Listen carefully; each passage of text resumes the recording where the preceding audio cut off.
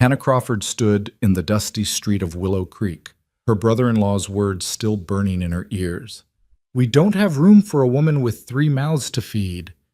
300 miles she'd traveled with her boys, burying her husband along the way, clinging to the promise of family, only to find a door slammed in her face. $20. 3 hungry children. And a storm rolling in across the Colorado horizon. This is the story of how rejection became the first step toward redemption. Stay with me until the end and comment what city you're watching from. I want to see how far this story travels. The wagon wheels had stopped turning 2 hours ago, but Hannah Crawford's hands still trembled with the memory of the rains. 300 miles of dust and sorrow had brought her here, to this ramshackle collection of buildings that folks called Willow Creek, Colorado. The year was 1879, and the frontier town looked exactly like Hope felt, weathered, worn, and barely holding together. She stood now in front of a 2-story building with peeling paint and crooked shutters, her 3 sons pressed against her skirts like birds seeking shelter before a storm. And indeed, a storm was coming. Hannah could feel it in the weight of the air, see it in the purple-black clouds gathering over the distant mountains. But the storm in her heart had arrived first. "I said we don't have room." Thomas Crawford, her late husband's brother, stood in the doorway with his arms crossed over his barrel chest, his face set in lines of stone. Behind him, Hannah caught a glimpse of his wife, Martha, turning away, unwilling or unable to meet her eyes. "Thomas, please." Hannah's voice cracked despite her determination to stay strong. "We've come so far. The boys are exhausted, and I have nowhere else." "Should have thought of that before you left Kansas." Thomas cut her off, his words sharp as a whip crack. "James made his choices, and you made yours following him out here. Now he's dead, and that's not my burden to carry." Hannah felt her youngest son, 6-year-old Samuel, begin to cry softly against her leg. Her middle boy, 9-year-old Noah, stood rigid with the effort of being brave, and her eldest, 12-year-old Elijah, had his fists clenched so tight his knuckles had gone white. "We won't be a burden," Hannah said, desperation creeping into her voice despite her best efforts. "I can work, I can cook, clean, help with—" "We don't need help." Thomas's jaw worked like he was chewing on something bitter. "And we sure as hell don't need 3 more mouths to feed. I've got my own family to think about. Times are hard enough without taking in every stray that comes begging." The word stray hit Hannah like a physical blow. She straightened her spine, pulling what remained of her dignity around her like a cloak. "We're not strays," she said quietly. "We're family." "Family?" Thomas let out a harsh laugh. "James left 5 years ago against Pa's wishes, chasing some fool dream out west. Married you without so much as a letter home. Never sent word, never came back, never gave a damn about the family he left behind. Now you show up on my doorstep with your hand out, expecting what? That I'll welcome you with open arms because you share a name." Hannah's throat tightened. Everything he said was true, in a way. James had been headstrong, impulsive, always chasing the next opportunity over the horizon. She'd loved him for it once, that wild optimism, that unshakable belief that fortune was just 1 more mile down the road. But optimism didn't feed children, and belief didn't cure cholera. "He died 3 weeks ago," Hannah said, her voice barely above a whisper. "Outside of Pueblo. There was an outbreak. He made me promise to bring the boys here, to you. He said family would help." For just a moment, something flickered across Thomas's face. Regret, maybe, or grief for a brother he'd written off years ago. But it vanished as quickly as it came, replaced by that same stony resolve. "Then he lied," Thomas said. "Wouldn't be the first time. I'm sorry for your loss, Hannah, truly, but I've got Martha and 4 children of my own, a failing grain business, and creditors breathing down my neck. I can't take on 3 more dependents. You'll have to find your own way." "With what?" The words burst out of Hannah before she could stop them. "I have $20 to my name, Thomas. $20 and 3 children and a wagon that's held together with hope and baling wire. The nearest town of any size is 40 miles from here. Where exactly am I supposed to go?" Thomas's face hardened further, if that was possible. "That's not my problem. You made your bed when you married my brother. Now you've got to lie in it." He started to close the door, then paused. There's a boarding house 2 streets over. Mrs. Henley might rent you a room if you ask nice. Beyond that, I can't help you." The door closed with a finality that echoed through Hannah's chest like a coffin lid. She stood there for a long moment, unable to move, unable to process what had just happened. The last fragile thread of hope she'd been clinging to had just been severed, and she was falling into a darkness that had no bottom. "Mama?" Samuel's small voice broke through her paralysis. "Are we staying with Uncle Thomas?" Hannah looked down at her baby boy's upturned face, streaked with tears and dust from the long journey. How could she tell him? How could she explain that family sometimes meant nothing more than shared blood, and that blood could run cold as a mountain stream? "No, sweetheart," she managed, forcing her voice to stay steady. We're going to find somewhere else to stay." "I don't like Uncle Thomas," Samuel said with the brutal honesty of childhood. "He's mean." "He's scared," Hannah found herself saying, though she wasn't sure why she was defending him. Sometimes scared people do mean things. "Can we eat soon?" Noah asked, always practical. "I'm powerful hungry." Hannah's heart clenched. When had they last eaten? Yesterday morning, the last of the bread and salt pork she'd rationed so carefully. She'd given most of her portion to the boys, as she'd been doing for days. Soon, she promised, though she had no idea how she'd keep that promise. Elijah hadn't spoken. He stood slightly apart from his brothers, staring at the closed door with an expression that was far too old for his 12 years. Hannah recognized it because she felt it in her own chest: betrayal, anger, and beneath it all, a bone-deep weariness that came from hoping and losing, until hope itself became a burden too heavy to carry. "Come on," Hannah said, taking Samuel's hand and guiding her boys back toward the wagon. "Let's see about that boarding house." But as they walked back down the street, Hannah felt the eyes of the town on them. Women in doorways whispered behind their hands. Men on the boardwalk found sudden reason to study their boots. A few children pointed until their mothers shushed them. By now, everyone in this small town knew who she was and what had just happened.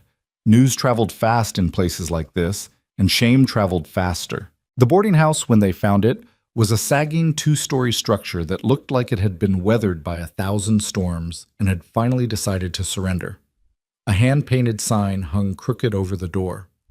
"Henley's Rooms, clean beds, fair prices, no drunks." Hannah tied the horses, 2 spavined mares that James had traded for in their final days together, to the hitching post and climbed the steps. The boards groaned under her weight, and she wondered absently if the whole structure might simply collapse beneath her, saving her the trouble of figuring out what came next. She knocked, waited, knocked again. The door opened to reveal a woman who might have been 50 or might have been 70, with iron gray hair pulled back in a severe bun and eyes that had the sharp, assessing quality of someone who'd learned to judge character quickly and accurately. "Mrs. Henley?" Hannah asked. "Depends on who's asking and what they want." Hannah drew a breath. "My name is Hannah Crawford. I have 3 sons, and we need a room, just for a few days until I can figure out—" "Heard about you already," Mrs. Henley interrupted. "Widow woman, traveling alone, just got turned away by Thomas Crawford." Her mouth twisted. "That man's got a heart like a dried-up well. Don't know how Martha stands him." Hope flickered weakly in Hannah's chest. "Then, you'll rent us a room?" Mrs. Henley's expression softened slightly. "How much money you got?" Hannah hesitated, then decided on honesty. $20. $20.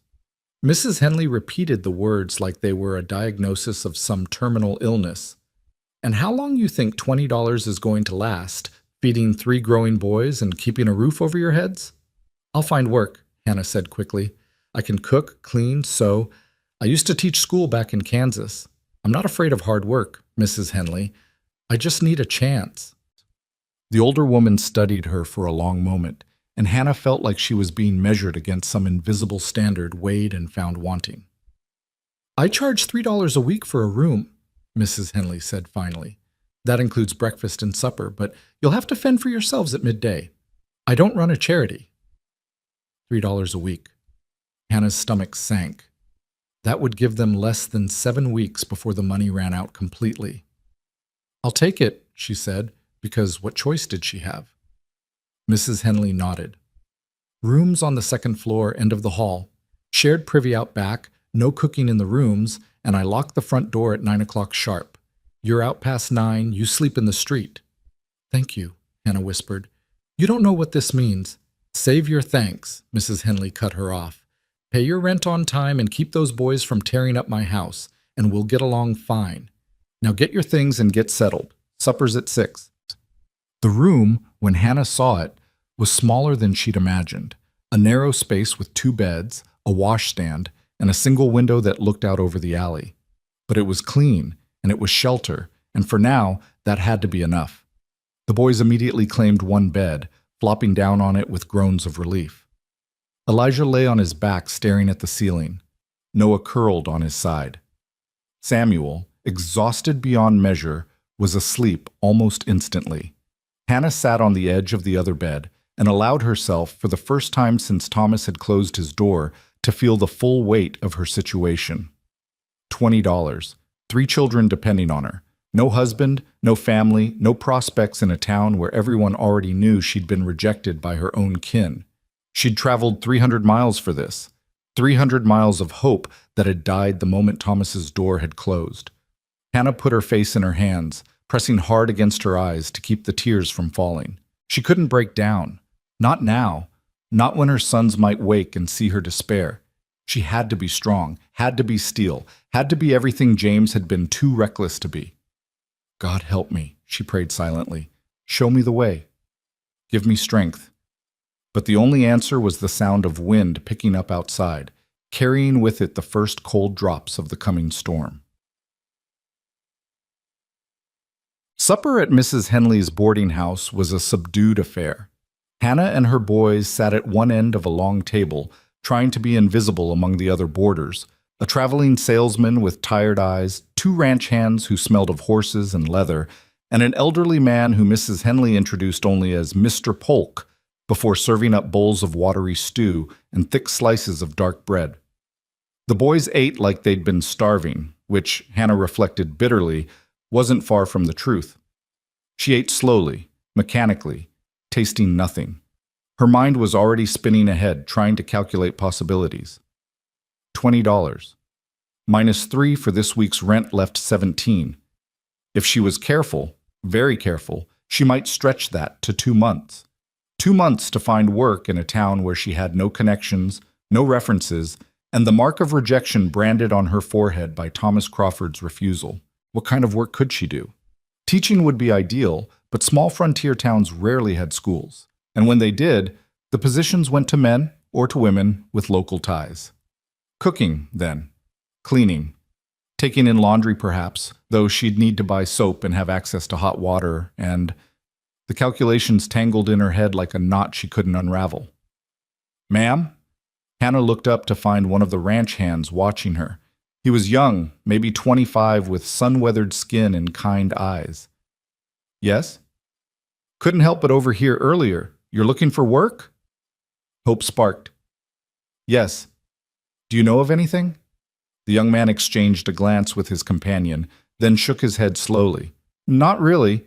Maybe the general store might need help, but old Mr. Peterson's pretty particular about who he hires. There's the saloon, but that's no place for a lady with children. I see. Hannah's voice came out flat. Thank you anyway. You might try the ranches, the other ranch hand offered. Some of the bigger spreads hire on cooks or housekeepers. The ranches are 20, 30 miles out, Mrs. Henley interjected sharply. How's she supposed to get there with 3 children and no transportation? That wagon out front won't make it 5 miles before it falls apart. The ranch hands had no answer to that. Hannah excused herself as soon as the boys had finished eating, herding them upstairs before her composure could crack completely. She got them washed and into their nightshirts, listened to Samuel's prayers, God bless Mama and Elijah and Noah, and please let Papa see us from heaven, and tucked them into bed. Mama? Elijah's voice came soft in the darkness. What are we going to do?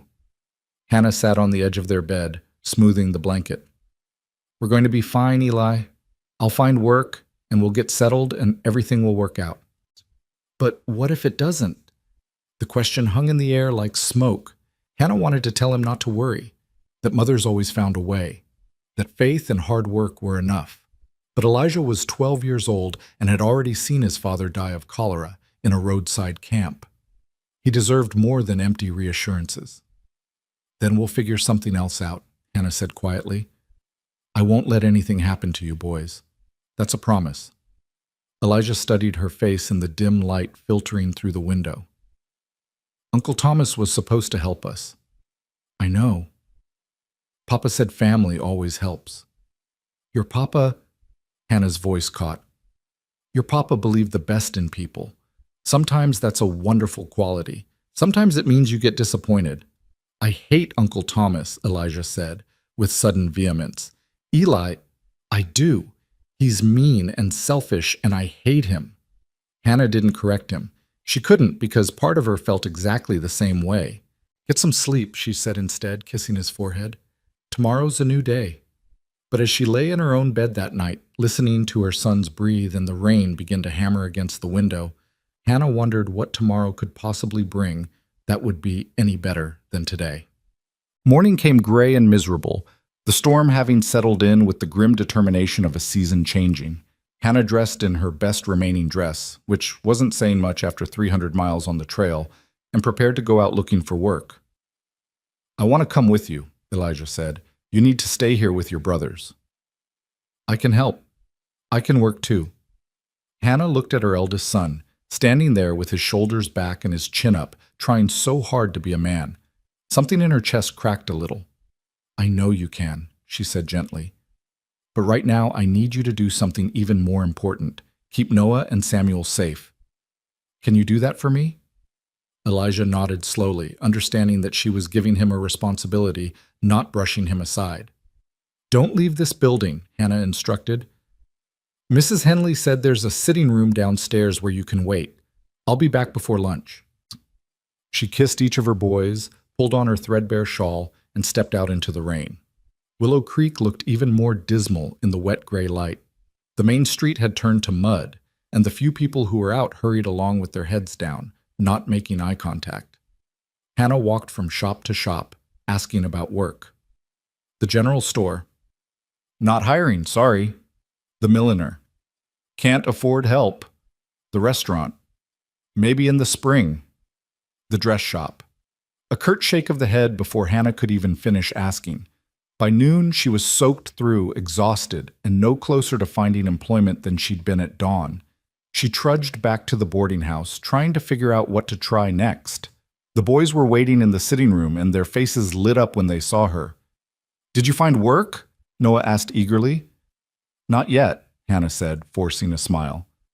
"But I'll keep looking." She changed into dry clothes and divided the last of the bread and cheese she'd brought with them, trying not to think about what would happen when that ran out. The boys ate hungrily, and she nibbled at her portion while mentally counting the coins in her purse. $19.65. Already, the money was shrinking. That afternoon, desperate now, Hannah ventured to the saloon, not to ask for work there, but to inquire about any ranches that might be hiring. The bartender, a grizzled man with gray stubble, looked her up and down with obvious skepticism. "Most ranches hire their crews in the spring," he said, "and they don't generally take on women with kids. No offense, ma'am, but ranch work is hard and dangerous. Nobody wants to worry about children underfoot." "I'm not looking for ranch work," Hannah said, struggling to keep her voice level. "I'm a cook.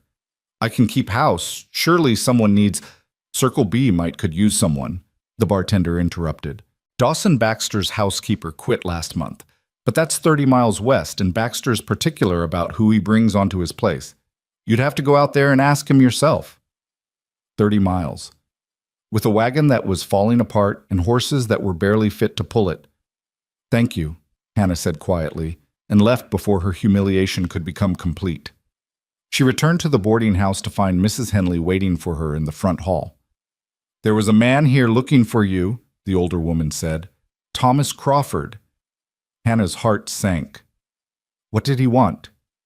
"Didn't say. Just asked if you were here and said he'd be back." Mrs. Henley's expression was unreadable. He looked troubled. Troubled. Hannah almost laughed at the word. Thomas had turned her away without a second thought. What could he possibly be troubled about now? She didn't have long to wonder. Less than an hour later, there was a knock on her door. "Hannah?" Thomas's voice came through the wood. "Can we talk?" She almost didn't answer. Almost let him stand out there in the hall, feeling a fraction of the rejection she'd felt on his doorstep. But that wasn't who she was, no matter how much she might want to be that person in this moment. She opened the door. Thomas stood there with his hat in his hands, rain dripping from his coat. He looked older than he had yesterday, the lines around his eyes deeper. "I can't let you stay with us," he said without preamble. "That hasn't changed, but Martha, she convinced me I was too harsh yesterday. So I asked around town and I heard the Circle B might need help." Hannah stared at him. "The bartender already told me that."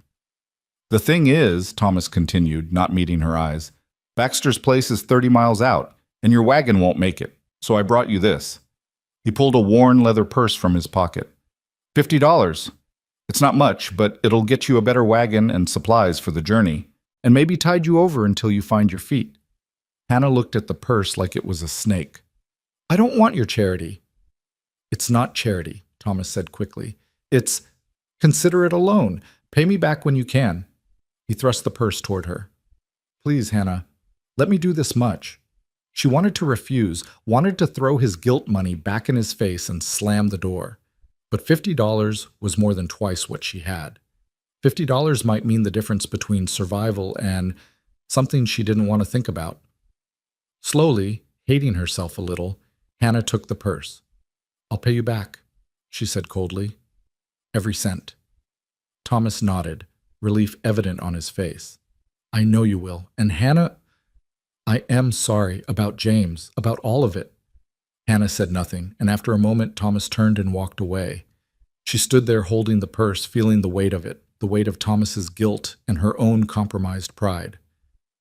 $70 now. $70 and a lead on possible work 30 miles west. It wasn't much, but it was something. It was a chance. 2 days later, Hannah stood in the livery yard, negotiating for a better wagon. The liveryman was a shrewd old character who knew desperation when he saw it, but he also seemed to have a streak of fairness. "This one's solid," he said, patting the side of a sturdy farm wagon. "Belonged to a family that went back east. Axles are good, wheels are true, bed's tight. She'll get you where you're going and back again." "How much?" $45. Hannah's heart sank. "I'll give you 30. They settled on 35, and Hannah walked away with a wagon that didn't creak ominously with every turn of the wheels. She bought supplies, flour, beans, salt pork, coffee, and a few other necessities, and found herself with just over $20 remaining. $20 and a 30-mile journey to a ranch that might or might not need help, to ask a man she'd never met for a job she might not get. But it was a chance, the only chance she had. On the morning they were set to leave, Mrs. Henley came out to see them off. She pressed a basket into Hannah's hands, bread, cheese, some apples, and a jar of preserves. "For the journey," the older woman said gruffly. "And Hannah? That Baxter fellow. He's supposed to be a decent man. Fair employer, treats his people right. You could do worse." "Thank you," Hannah said, and meant it. "For everything." "You pay your debts and raise those boys right," Mrs. Henley replied. "That'll be thanks enough." Hannah climbed onto the wagon seat. Her sons settled in the back with their few possessions and took up the reins. As they rolled out of Willow Creek, she didn't look back at her brother-in-law's house. Didn't look back at the town that had offered her nothing but rejection and grudging assistance. She looked ahead, toward the mountains in the distance, toward the unknown, toward whatever came next. The road west was rutted and rough, and by afternoon dark clouds were gathering again. Hannah pushed the horses as hard as she dared, but progress was slow. They passed empty prairie, clusters of cattle, the occasional distant homestead. The land seemed to stretch forever, beautiful and harsh, and utterly indifferent to the struggles of one widow and her 3 sons. As the sun began to sink toward the horizon, Hannah started to worry. They should have reached the Circle B by now, according to the directions the liveryman had given her. Had she missed a turnoff? Taken a wrong fork in the road? "Mama, look!" Noah pointed ahead. Hannah squinted through the gathering dusk and saw it, a gate made of rough-hewn logs. with a sign overhead bearing the brand Circle B. Relief flooded through her. She guided the wagon through the gate and up a long drive that curved through rolling hills dotted with cattle. And then as they crested a rise, she saw it. A sprawling ranch house with a wide porch, surrounded by barns and corrals and outbuildings. Smoke rose from the chimney, lanterns glowed in the windows. It looked like civilization. It looked like hope. Hannah urged the tired horses forward, her heart hammering against her ribs. This was it. This was the moment that would determine everything. As they approached the house, a figure emerged from the barn. A tall man in a worn coat and a dusty hat, moving with the economical grace of someone who spent his life on horseback. Hannah pulled the wagon to a stop and climbed down on legs that shook with exhaustion and nerves. The man approached, and in the fading light, she got her first clear look at Dawson Baxter. He was older than she'd expected, maybe 45, with a weathered face that spoke of years in the sun and wind. His eyes were gray-blue, assessing but not unkind. He moved like someone who was comfortable in his own skin, unhurried and sure. "Can I help you, ma'am?" His voice was deep, quiet, the accent pure Colorado with a hint of something southern underneath. Hannah drew herself up, trying to project confidence she didn't feel. "My name is Hannah Crawford. I'm looking for work. I heard you might need a housekeeper." Dawson's eyes moved from her to the wagon, to the three faces peering out from the back, then returned to her. "You drove out here from town? 30 miles with 3 children?" "I did." "In weather like this?" He gestured at the darkening sky, where lightning was beginning to flicker. "I didn't have much choice," Hannah said simply. Dawson studied her for a long moment, and Hannah felt like he was seeing far more than she wanted to show. Her desperation, her pride, the bone-deep weariness that came from fighting too long against impossible odds. "Storm's coming," he said finally. "You and your boys best come inside. We can talk about work tomorrow when you're not dead on your feet." It wasn't an offer of employment, but it was shelter, and right now that was enough. "Thank you, Mr. Baxter," Hannah said quietly. "Dawson," he corrected. "Mr. Baxter was my father, and he's been dead 10 years. Come on, let's get you folks settled before the sky opens up." He helped her unhitch the horses and led them into the barn, then walked Hannah and her boys to the house. Inside, a plump woman with rosy cheeks and flour on her apron looked up in surprise. "Mrs. Abernathy," Dawson said, "we have guests. Can you set 3 more places for supper and prepare the spare room?" "Of course, Mr. Baxter." The housekeeper's eyes went wide with curiosity, but she didn't ask questions. "You boys hungry? I've got stew on the stove and biscuits in the oven." Samuel nodded vigorously, and even Elijah looked interested.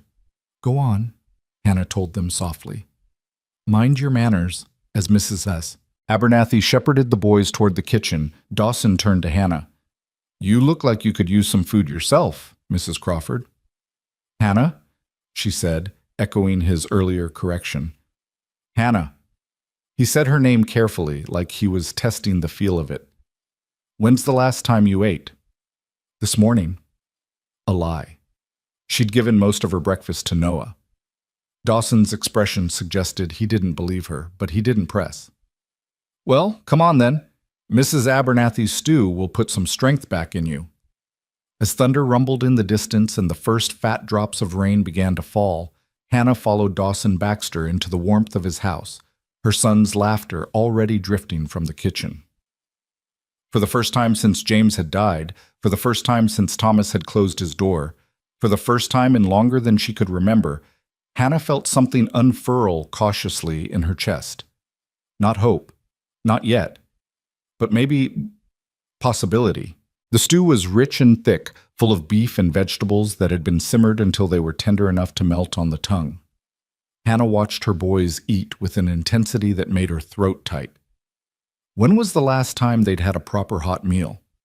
When was the last time she'd seen Samuel's cheeks flush with warmth instead of cold, or heard Noah laugh at something as simple as a second helping of biscuits?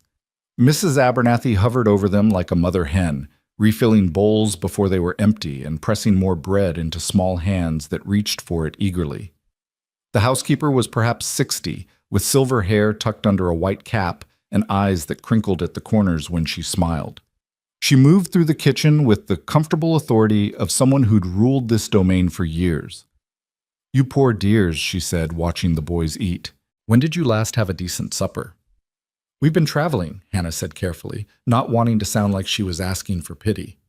"It's been difficult to cook on the road." "I should say so." Mrs. Abernathy turned to Dawson, who sat at the head of the table nursing a cup of coffee. "Mr. Baxter, these children need feeding up. Look at them, thin as rails." "Then it's a good thing they're here," Dawson said mildly. His eyes met Hannah's across the table, and she saw something there. Not pity, but understanding. "Mrs. Crawford, why don't you tell me what brought you to Colorado?" Hannah set down her spoon, suddenly aware that this was the real conversation, the one that would determine whether they stayed or were sent back out into the rain. She chose her words carefully. "My husband James and I came west 5 years ago from Kansas. He had heard there were opportunities in mining, in ranching, in the new territories. We tried our hand at several things, a claim near Leadville that didn't pan out, a freight business that failed, some farm work near Pueblo." She paused, gathering herself. 3 weeks ago, James contracted cholera. He didn't survive. Before he died, he made me promise to take the boys to his brother in Willow Creek. He said Thomas would help us." "But Thomas didn't," Dawson said. It wasn't a question. "No, he has his own family, his own struggles. I understand that." The words tasted like ashes, but Hannah forced them out. "So I've been looking for work, for a way to support my sons. Someone in town mentioned you might need a housekeeper." Dawson glanced at Mrs. Abernathy, who was suddenly very busy wiping down the counter. "My housekeeper quit last month, said the isolation was too much for her. She wanted to be closer to town, closer to, well, to prospects, I suppose." She wasn't wrong. This ranch is 30 miles from Willow Creek, and we don't make the trip often. Winters can be harsh. It's lonely out here. "I'm not afraid of loneliness," Hannah said quietly, "and I'm not afraid of hard work." "What kind of work have you done?" "I taught school in Kansas before I married. Since then, I've cooked, cleaned, taken in laundry, helped with farm work, kept books for my husband's freight business." Hannah lifted her chin. "I'm not particular about the type of work, Mr. Baxter. I just need honest employment and a place for my boys to sleep safe." Dawson took a long sip of his coffee, his expression thoughtful. Outside, the storm had arrived in full force, rain hammering against the windows and wind howling around the eaves. It seemed to emphasize her point. There was nowhere else to go. Not tonight, maybe not for a long time. "Mrs. Abernathy," Dawson said, "how much help could you use around here?" The older woman turned, wiping her hands on her apron. "Well, Mr. Baxter, I'm not getting any younger. The cooking and cleaning for the main house is manageable, but during roundup or when the crew's all here, it gets to be too much for one person. And truth be told, my knees aren't what they used to be. All those stairs, all that bending and scrubbing. So you could use an extra pair of hands." "I could." Mrs. Abernathy's eyes were kind as they rested on Hannah. "And if Mrs. Crawford is willing to learn the way we do things here, I'd be happy to teach her." Hannah's heart began to beat faster. "I'm a quick learner, and I promise I'll work hard. You won't regret—" Dawson held up a hand. "Let's talk plainly, Mrs. Crawford. This is a working ranch. We run about 2,000 head of cattle, and I employ anywhere from 8 to 20 men depending on the season. Right now we're coming into winter, so the crew is smaller, just 5 full-time hands plus my foreman. But come spring, this place gets busy. The work is constant, and the days are long. If you take a position here, you'll be expected to earn your keep." "I understand." "The pay is $25 a month plus room and board for you and your boys.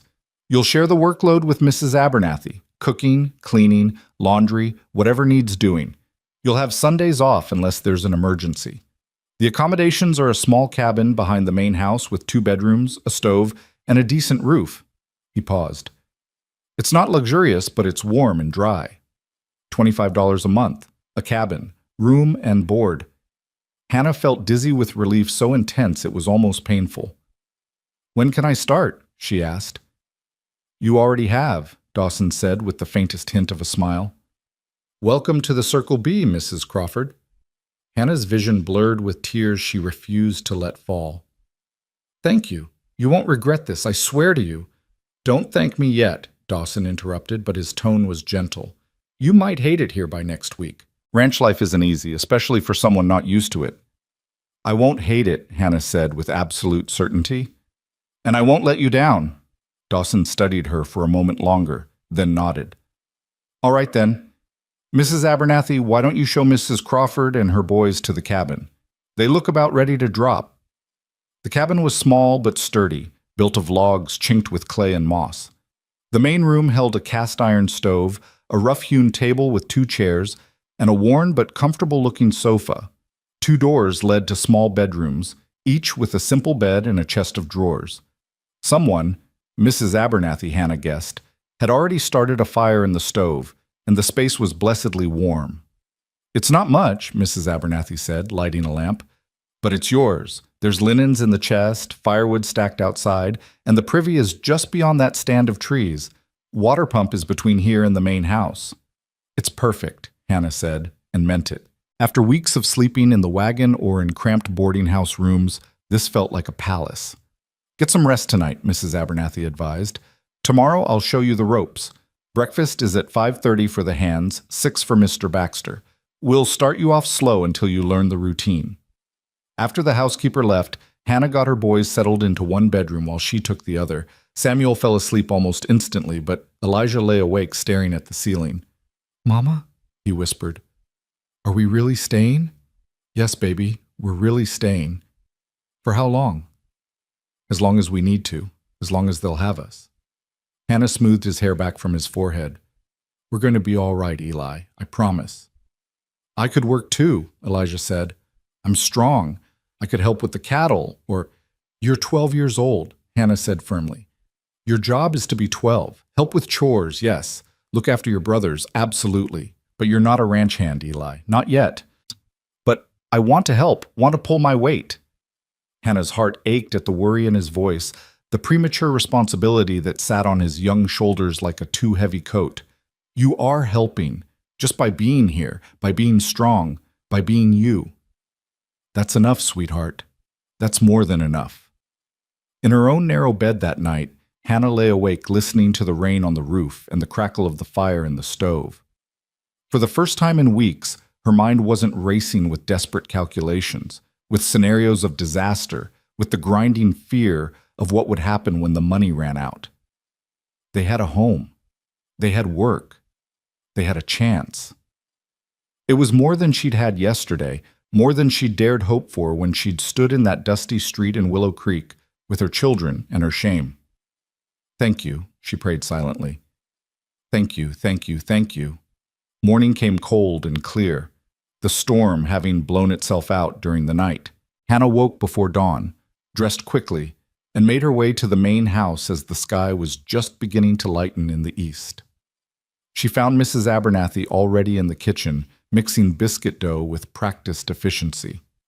Good morning, Hannah said. Put me to work. Mrs. Abernathy looked up with an approving smile. A woman after my own heart. All right then, let's start with coffee. The hands will be here soon and they'll want it strong and hot. The morning passed in a blur of activity. Hannah learned where everything was kept, how much food to prepare, how the ranch ran. The hands came in for breakfast at 5:30 as promised. 5 weathered men who tipped their hats to her politely and ate with the single-minded focus of people who had a long day ahead of them. Dawson came in at 6, exchanged a few words with his foreman about the day's work, and ate his breakfast quickly and neatly. He nodded to Hannah as he left. Good biscuits, Mrs. Crawford. Better than Mrs. Abernathy's, though don't tell her I said so. I heard that, Mr. Baxter, Mrs. Abernathy called from the pantry, and Dawson's laugh floated back as the door closed behind him. After breakfast came the dishes, then the cleaning, then preparations for the midday meal. Mrs. Abernathy taught Hannah the routines, the preferences, the unspoken rules of running a ranch house. The older woman was patient but exacting, and Hannah found herself working harder than she had in years. It felt good. It felt purposeful. Around mid-morning, she went back to the cabin to check on her boys and found them awake but uncertain about what to do with themselves. Can we explore? Noah asked eagerly. Hannah hesitated. The ranch was safe, wasn't it? But there were horses, cattle, equipment. Stay away from the corrals and the barn unless Mr. Baxter says it's all right, she told them.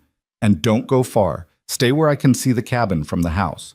Yes, Mama, they chorused and tumbled outside into the weak winter sunshine. Hannah watched them go, feeling the old familiar tug of worry. But she couldn't keep them wrapped in cotton, couldn't protect them from every possible harm. They were boys. They needed to run, to explore, to be something other than refugees fleeing from one temporary haven to another. She returned to the main house and threw herself back into work. By the time the sun was high in the sky, Hannah had helped prepare and serve lunch, cleaned the dining room, and started on a mountain of laundry that Mrs. Abernathy had been putting off. Her back ached, her hands were red from hot water, and she was more tired than she'd been after the 30-mile wagon journey. But it was honest fatigue, earned fatigue, the kind that came from having a purpose and a place. You're a hard worker, Mrs. Abernathy observed, watching Hannah scrub at a stubborn stain in one of Dawson's work shirts. I can see why Mr. Baxter hired you on. I need this job, Hannah said simply. I can't afford to be anything less than my best. Still, some women would be resting by now, claiming delicate constitutions or some such. The older woman chuckled. Not you, though. You've got spine. I've got 3 sons who need feeding, Hannah corrected. That's what I've got. Mrs. Abernathy sobered. It's hard raising children alone. I was widowed myself 20 years back. My man was trampled by a spooked horse, left me with 2 girls to raise and no money to speak of. I know what it's like to scratch and scrape and wonder where the next meal's coming from. Hannah looked up in surprise. I'm sorry, I didn't know. No reason you should. But that's why I spoke up for you last night. I saw myself in you, that desperation, that determination, and I thought, this one's a fighter. This one won't give up. I can't give up, Hannah said quietly. I don't have that luxury. None of us do, dear. But some people fold anyway. You won't. Mrs. Abernathy patted her shoulder. Now, that's enough laundry for one day. Why don't you go check on those boys of yours? I'll start on supper preparations. Hannah found her sons down by the creek that ran along the edge of the ranch property. They'd discovered a fallen log and were using it as a bridge, taking turns walking across while the others shouted encouragement. Samuel teetered in the middle, arms spread wide, face split in a grin. Hannah's first instinct was to call out, to tell them to be careful, to come away from the water. But she stopped herself. They were laughing, playing, being children instead of solemn little adults weighted down with worry. When was the last time she'd heard them laugh like that? Mama, watch, Noah called, spotting her. He ran across the log with reckless confidence, jumped off the end, and landed in a crouch. Did you see?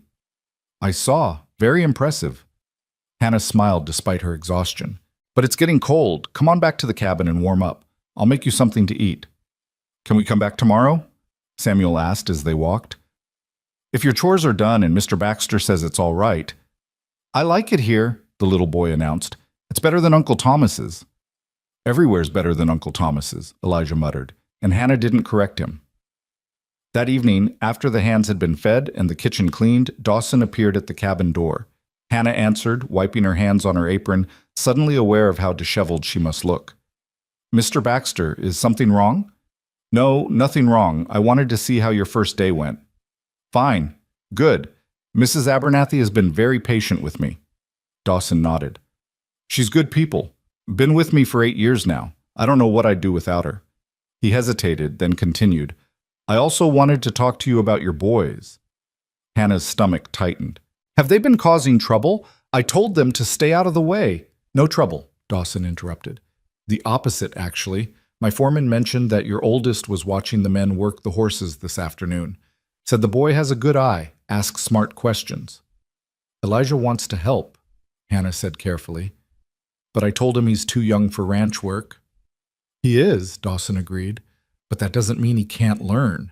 If you're amenable, I could have one of my hands teach him some basics, how to handle horses, men tack, that sort of thing. Nothing dangerous, just enough to keep him occupied and feeling useful. Hannah felt a rush of gratitude so intense it nearly brought tears to her eyes. That's very kind of you, Mr. Baxter. Dawson, he reminded her. And it's not kindness. A 12-year-old boy with nothing to do gets into mischief. Better to give him something productive. His expression softened. Besides, I know what it's like to grow up without a father. If I can help ease that burden a little, I will. Your father died when you were young? Died when I was 17. Old enough to take over the ranch, barely. But my uncles helped, taught me what I needed to know. Dawson's gaze drifted toward the darkening hills. Family's important, and when blood family won't step up, sometimes you have to make your own. Hannah understood he was talking about Thomas, about her rejection in Willow Creek. The kindness of it, the quiet understanding, made her chest tight. Thank you, she said softly, for all of this, for giving us a chance.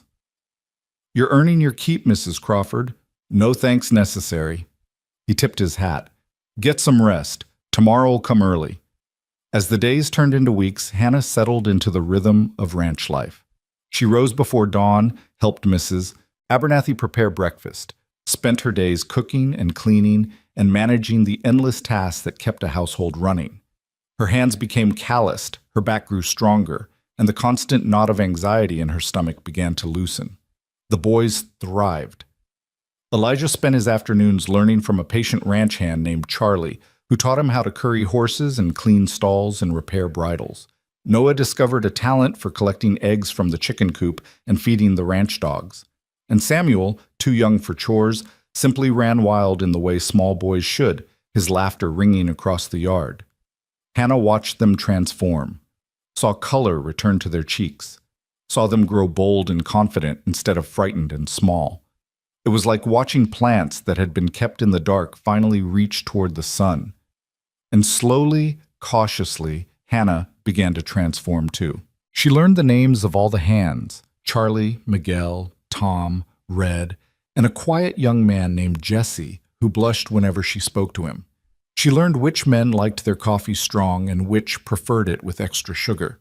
She learned how to cook for a crew of hungry cowboys, how to stretch supplies when provisions ran low, how to time the bread so it came out of the oven just as the men were sitting down to eat. Mrs. Abernathy became not just a teacher, but a friend, someone who understood the particular challenges of being a woman alone in this harsh country. They worked side by side, talking as they cooked, sharing stories of their past lives, their lost husbands, their hopes for the future. And Dawson Baxter became something Hannah couldn't quite define. He was her employer, certainly, but he was also unfailingly kind, asking after her boys, making sure they had what they needed, quietly arranging for Charlie to spend extra time with Elijah. He was courteous without being familiar, respectful without being distant. Hannah found herself noticing things about him. The way he spoke to his men with respect, never raising his voice but commanding absolute loyalty. The way he sat on the porch some evenings after supper, smoking his pipe and watching the sunset paint the mountains gold and purple. The way his rare smiles transformed his weathered face, making him look younger, less burdened. She noticed and told herself it didn't matter. He was her employer. She was his housekeeper. That was all. But one evening in late November, something shifted. Hannah was in the kitchen finishing the last of the supper dishes when Dawson came in through the back door. This was unusual. He normally spent his evenings in his study or out checking the stock. "Mrs. Crawford," he said, "do you have a moment?" Hannah dried her hands and turned to face him. "Of course. Is something wrong?" "No, nothing wrong. I wanted to—" He seemed uncharacteristically uncertain, his hat turning in his hands. "I learned something today about your background. Mrs. Abernathy mentioned you used to teach school." "I did, in Kansas, before I married." "How long did you teach?" 4 years. Why do you ask?" Dawson set his hat on the table and met her eyes directly. "The children on this ranch, the Hands kids and the families on the neighboring spreads, they don't have access to education. The nearest school is in Willow Creek, and that's too far for most to travel, especially in winter. I've been thinking about opening a small schoolhouse here on the ranch, just for the local children. But I'd need a teacher." Hannah's heart began to race. "You want me to teach?" "If you're willing. It wouldn't be every day, maybe 3 or 4 days a week, depending on how many students we get. You'd still help Mrs. Abernathy as needed, but teaching would become your primary responsibility. He paused. The pay would increase to $35 a month. Hannah stared at him, unable to speak. Teaching. Her teaching again. Doing something she loved, something that mattered, something more than just scrubbing floors and doing laundry. I don't know what to say, she whispered. Say yes, Dawson said with one of his rare smiles. Say you'll give these children a chance at education. God knows they need it. Yes. The word came out fierce and certain. Yes, absolutely yes. Good. Dawson picked up his hat. There's an old building near the south pasture. Used to be a bunkhouse before we built the new one. It needs some fixing up, but I think it could be made into a decent schoolroom. I'll have the men start working on it next week. Thank you, Mr. Baxter. Dawson, thank you so much. He nodded, but there was something in his expression, a warmth and approval, that made Hannah's cheeks flush. You're welcome. I have a feeling you're going to be an excellent teacher. After he left, Hannah stood alone in the kitchen, her hands trembling with excitement. A teacher again. A real position, a real purpose beyond mere survival. She wanted to laugh, to cry, to run and tell her boys. Instead, she pressed her hands to her chest and took a deep breath, letting the joy of it sink in. Thank you, she prayed again. Thank you for this man, for this chance, for this life we're building. The schoolhouse took shape over the following weeks. The men repaired the roof, installed new windows, built desks and benches from rough lumber. Hannah helped where she could and watched in amazement as the empty building transformed into a proper school. Dawson spread word to the neighboring ranches, and by the first week of December, Hannah had 8 students registered, ranging from 5 years old to 13, including her own boys. She spent her evenings preparing lessons, organizing supplies that Dawson had ordered from Denver, trying to remember everything she'd learned during her teaching years. On the first day of school, Hannah stood at the front of the classroom and looked at the faces turned toward her. Children hungry for knowledge, for stories, for a glimpse of the wider world beyond their isolated ranches. Good morning, she said, her voice steady and sure. My name is Mrs. Crawford, and I'm honored to be your teacher. We're going to learn many things together: reading, writing, arithmetic, history, geography. But most importantly, we're going to learn how to think, how to question, how to imagine. Because education isn't just about memorizing facts, it's about opening your mind to possibility. The children stared at her with varying degrees of interest and apprehension. Hannah smiled. Now then, let's begin. That evening, Dawson stopped by as she was closing up the schoolhouse. How did it go? He asked. Wonderfully. Challenging, but wonderful. Hannah couldn't keep the smile off her face. 2 of the children can barely read, and one of the older boys knows more mathematics than I do, but they're eager, Dawson. They want to learn. And you love teaching. It wasn't a question, but Hannah answered anyway. I do. I forgot how much I loved it. These past years, just trying to survive, I'd almost forgotten that I used to be someone who did things beyond cooking and cleaning. You're still that person, Dawson said quietly. You've always been that person. You just needed the opportunity to remember. Hannah looked at him, really looked at him, and saw understanding in his eyes. He knew what it was like to lose yourself in the struggle to survive. Knew what it was like to wonder if you'd ever be more than just someone getting through each day. Thank you, she said softly, for seeing that, for giving me this chance. You've earned it, Hannah. Every bit of it. It was the first time he'd called her by her first name, without the Mrs. in front of it. The intimacy of it sent a little shiver through her. They walked back toward the main house together as twilight settled over the ranch. The air was cold and crisp, promising snow before morning. Smoke rose from the chimneys and lamplight glowed warm in the windows. This must be a lot different from Kansas, Dawson said. It is. Kansas was flat, endless prairie. Here, you have the mountains, the hills. The land feels bigger somehow, more wild. Do you miss it, Kansas? Hannah considered. I miss what Kansas represented. Safety, stability, a life that made sense. She paused. But I don't miss the place itself, and I don't miss who I was there. Who were you there? Young, naive, I thought life was predictable, that if you followed the rules and worked hard, everything would turn out all right. Hannah's laugh was bitter. I learned differently. We all do eventually, Dawson said. Life has a way of teaching hard lessons.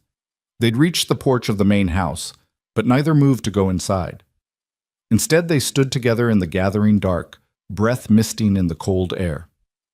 What about you? Hannah asked. Have you always been a rancher?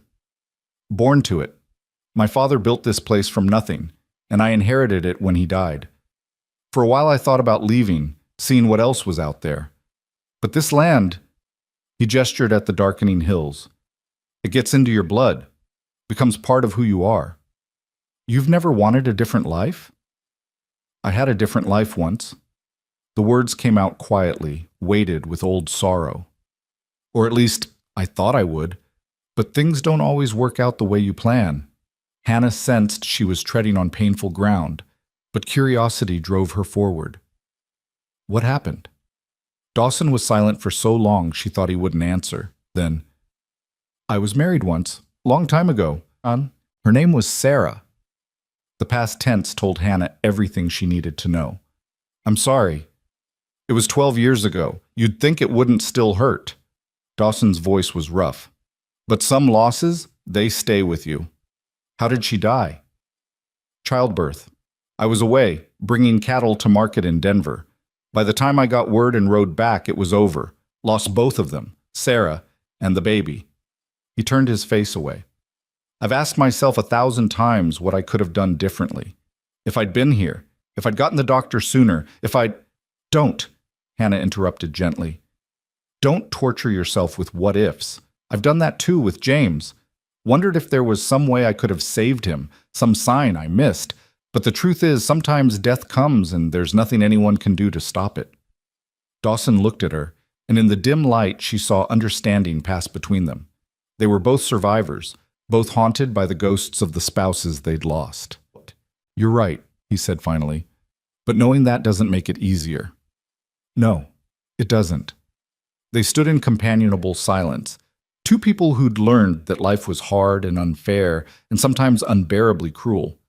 But they were still standing, still fighting, still finding reasons to keep going. Thank you for telling me, Hannah said. Thank you for listening. Dawson's expression softened. It's been a long time since I talked about Sarah. Most people around here either don't know or pretend they don't. Sometimes talking helps. Sometimes it doesn't. But either way, it's good to know you're not alone in your grief. No, Dawson agreed. We're not alone. As Hannah walked back to her cabin that night, she felt something stirring in her chest, something warm and cautious and still unnamed. It wasn't attraction, she told herself firmly. It was just gratitude, recognition, the natural bond between two people who'd survived similar losses. But as she lay in bed that night, she found herself thinking about the way Dawson had looked at her in the twilight, the way he'd shared his pain without hesitation, trusting her with the deepest wound of his heart. And she found herself wondering, dangerous, foolish wondering, what it might be like to not be alone anymore. The wondering didn't stop. If anything, it grew stronger as winter settled over the Circle B with earnest determination. Snow came in December, blanketing the ranch in white silence, transforming the harsh landscape into something almost magical. Hannah stood at her cabin window on those cold mornings, watching the sunrise over snow-covered hills, and felt something she hadn't felt in years. Contentment tinged with possibility. The school thrived. Her students came bundled in coats and scarves, their faces red from the cold ride, but eager to learn. Hannah discovered that teaching fed something in her soul that had been starving. Each small victory, a struggling reader finally sounding out a whole sentence, a shy child raising their hand to answer a question, even her own Samuel proudly writing his name without help, felt like proof that she was more than just a survivor. She was building something, contributing something, mattering. And through it all, there was Dawson. He checked on the school regularly, always with some practical excuse, bringing more firewood, delivering new books he'd ordered from Denver, asking if the stove was heating properly. But Hannah noticed the way he'd linger, watching her teach with an expression she couldn't quite read. Once she'd looked up from helping a student and caught him smiling at something Samuel had said, and the warmth in his face had made her heart skip. "You're good with them," he'd said afterward as the children bundled up to head home. "Natural teacher." "They make it easy," Hannah replied. "Children want to learn. They're hungry for it. All you have to do is show them the way. Still, not everyone has the patience for it. Or the gift." Dawson had picked up one of the primers, thumbing through it. "My own education was spotty. Father needed me working more than he needed me reading. I can manage the basics, but anything beyond that..." He'd shrugged. "I regret that sometimes, wondering what I might have understood about the world if I'd had more schooling." "It's never too late to learn," Hannah had said impulsively. "If you wanted, I could..." She'd stopped, suddenly aware of how forward that sounded. But Dawson had looked at her with interest. "Could what?" "Nothing. It's presumptuous of me to..." "Hannah." His voice had been gentle but firm. "Say what you were going to say." "I was going to offer to lend you books, or if you wanted to improve your reading, I could help." The words had come out in a rush. "But you're a busy man, and I'm already employed by you, and it would be awkward." "I'd like that," Dawson had interrupted. "The books, I mean. And if you wouldn't mind occasionally talking about what I'm reading, I'd appreciate that too. Been a long time since I had someone to discuss ideas with." So began a new routine. Every week or so, Hannah would lend Dawson a book from the small collection she'd accumulated. And every Sunday evening, after supper was finished and the ranch had settled into its weekly rest, Dawson would come to the schoolhouse where Hannah would be preparing lessons for the week ahead. They'd talk about what he'd read, sometimes for just a few minutes, sometimes for an hour or more. Those conversations became the highlight of Hannah's week, though she tried not to examine too closely why that might be. One Sunday in January, Dawson arrived at the schoolhouse carrying a leather-bound volume Hannah didn't recognize. "Brought you something," he said, almost shyly. "Ordered it from Denver. Thought you might enjoy it." Hannah took the book with trembling hands. The leather was buttery soft, clearly expensive. She opened it to reveal gilt-edged pages and elegant typography. Tennyson, a complete collection of his poetry. "Dawson, I can't accept this," she whispered. "It's too much." "It's not too much. You've given my ranch something invaluable, education for the children, purpose for yourself, and..." He paused, seeming to struggle for words. "And you've reminded me what it's like to think about something beyond cattle and weather and profit margins. That's worth more than a book." Hannah ran her fingers over the embossed cover, overwhelmed. No one had given her something so thoughtful, so personal, in longer than she could remember. James had been many things, but attentive to her interests wasn't one of them. "Thank you," she managed. "I'll treasure it." "There's something else I wanted to ask you." Dawson removed his hat, turning it in his hands in that way he did when he was nervous. "I wanted to ask if it would be all right if I..." He stopped, frustrated with himself. Hannah's heart began to beat faster. "If you what?" "If I might court you," Dawson said finally, the words coming out in a rush. "When you're ready. If you're ever ready. I know it hasn't been long since your husband passed, and I'm not asking for an answer now. I just wanted you to know my intentions, so you can think about it. No pressure, no expectations. Just when you're ready." The world seemed to tilt sideways. Hannah stared at him, at this good man who'd given her shelter and employment and kindness, who was now standing before her with his heart in his hands, and she didn't know what to say. She struggled to form words. "I don't know what to say." "You don't have to say anything yet," Dawson said quickly. "Take your time. Think about it. I'm not going anywhere." "Why?" The question burst out before Hannah could stop it. "Why me? You could have anyone. Someone younger, someone without 3 children, someone who..." "I don't want anyone else," Dawson interrupted. "I want you. You're strong and capable and kind. You care about things that matter. You've been through hell and came out the other side still fighting.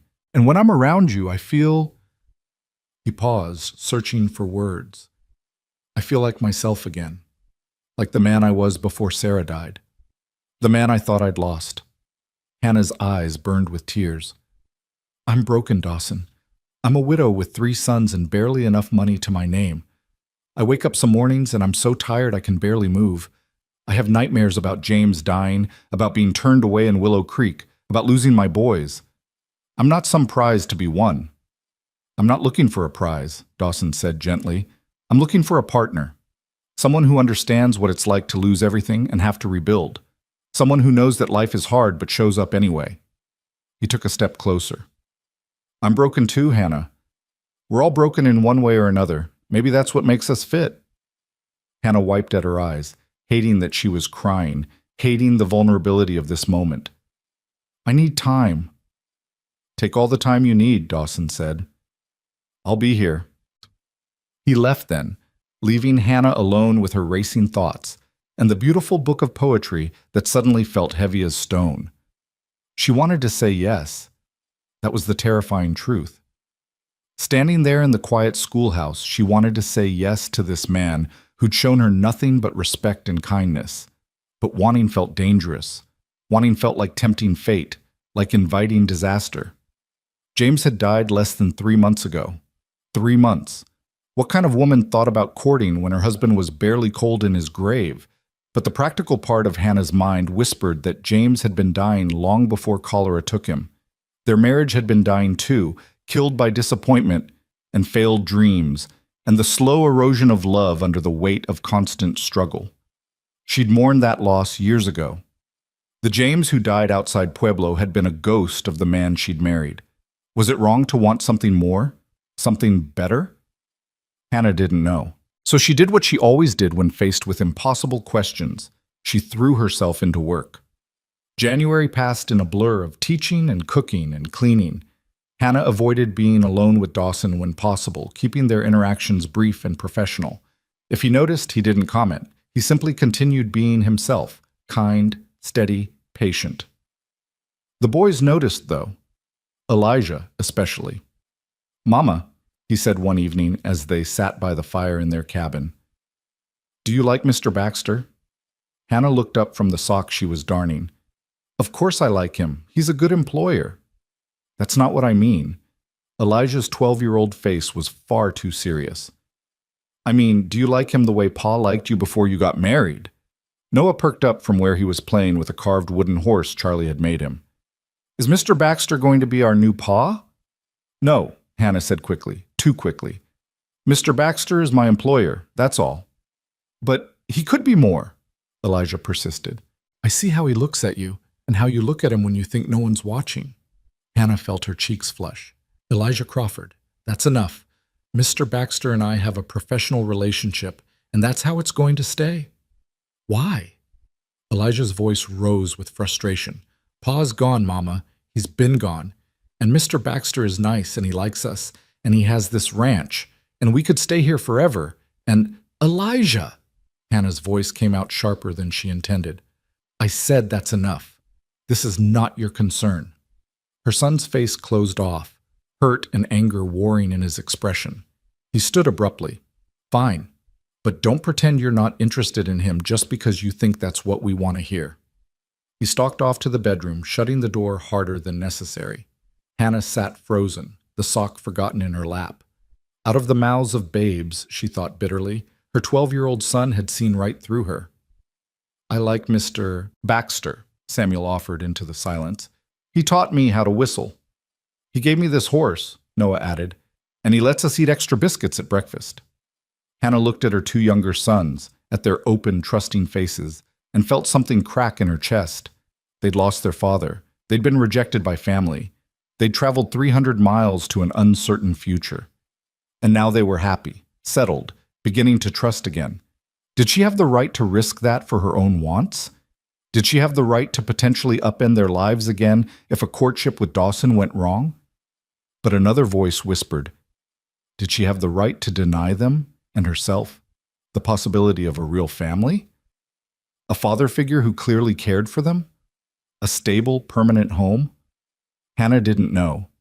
She didn't know anything anymore except that she was tired of being afraid. February brought a cold snap that froze the water in the pump and made the trek to the schoolhouse treacherous. Hannah closed the school for a week, and the ranch settled into a kind of hibernation, everyone staying as close to the fires as possible. On one particularly brutal afternoon, Mrs. Abernathy came down with a fever. Hannah sent the older woman to bed immediately and took over all the household duties. By evening, she was exhausted and behind on everything. The hand's supper was late, the bread hadn't risen properly, and she'd burned a pot of beans beyond salvaging. She was on the verge of tears when Dawson walked into the kitchen. "Mrs. Abernathy's asking for more tea," he said, then stopped, taking in her frazzled appearance. "What's wrong?" "Everything," Hannah said, gesturing helplessly at the chaos around her. "I can't keep up. I've got laundry that needs hanging, bread that won't rise, burned beans, and I still need to prepare tomorrow's breakfast, and Mrs. Abernathy needs tending, and—" "Stop," Dawson said firmly. He crossed to her and gently took the spoon from her hand. "You're one person, Hannah. You can't do everything." "But it's my job. Your job is to help Mrs. Abernathy, not replace her entirely." He guided her to a chair. "Sit down before you fall down." "I can't sit. There's too much. The work will keep." Dawson poured her a cup of coffee and pressed it into her hands. "The men can eat sandwiches for supper. The laundry can wait. And I can make Mrs. Abernathy her tea." He paused. "When's the last time you ate?" Hannah tried to remember. "Breakfast, I think." "It's 7 o'clock at night, Hannah." Dawson's voice carried a hint of exasperation mixed with concern. "You can't take care of anyone if you don't take care of yourself." He moved around the kitchen with surprising efficiency, assembling bread and cheese and leftover ham. He made a plate and set it in front of her, then stood there with his arms crossed until she took a bite. The food hit her empty stomach like a benediction. Hannah hadn't realized how hungry she was until she started eating.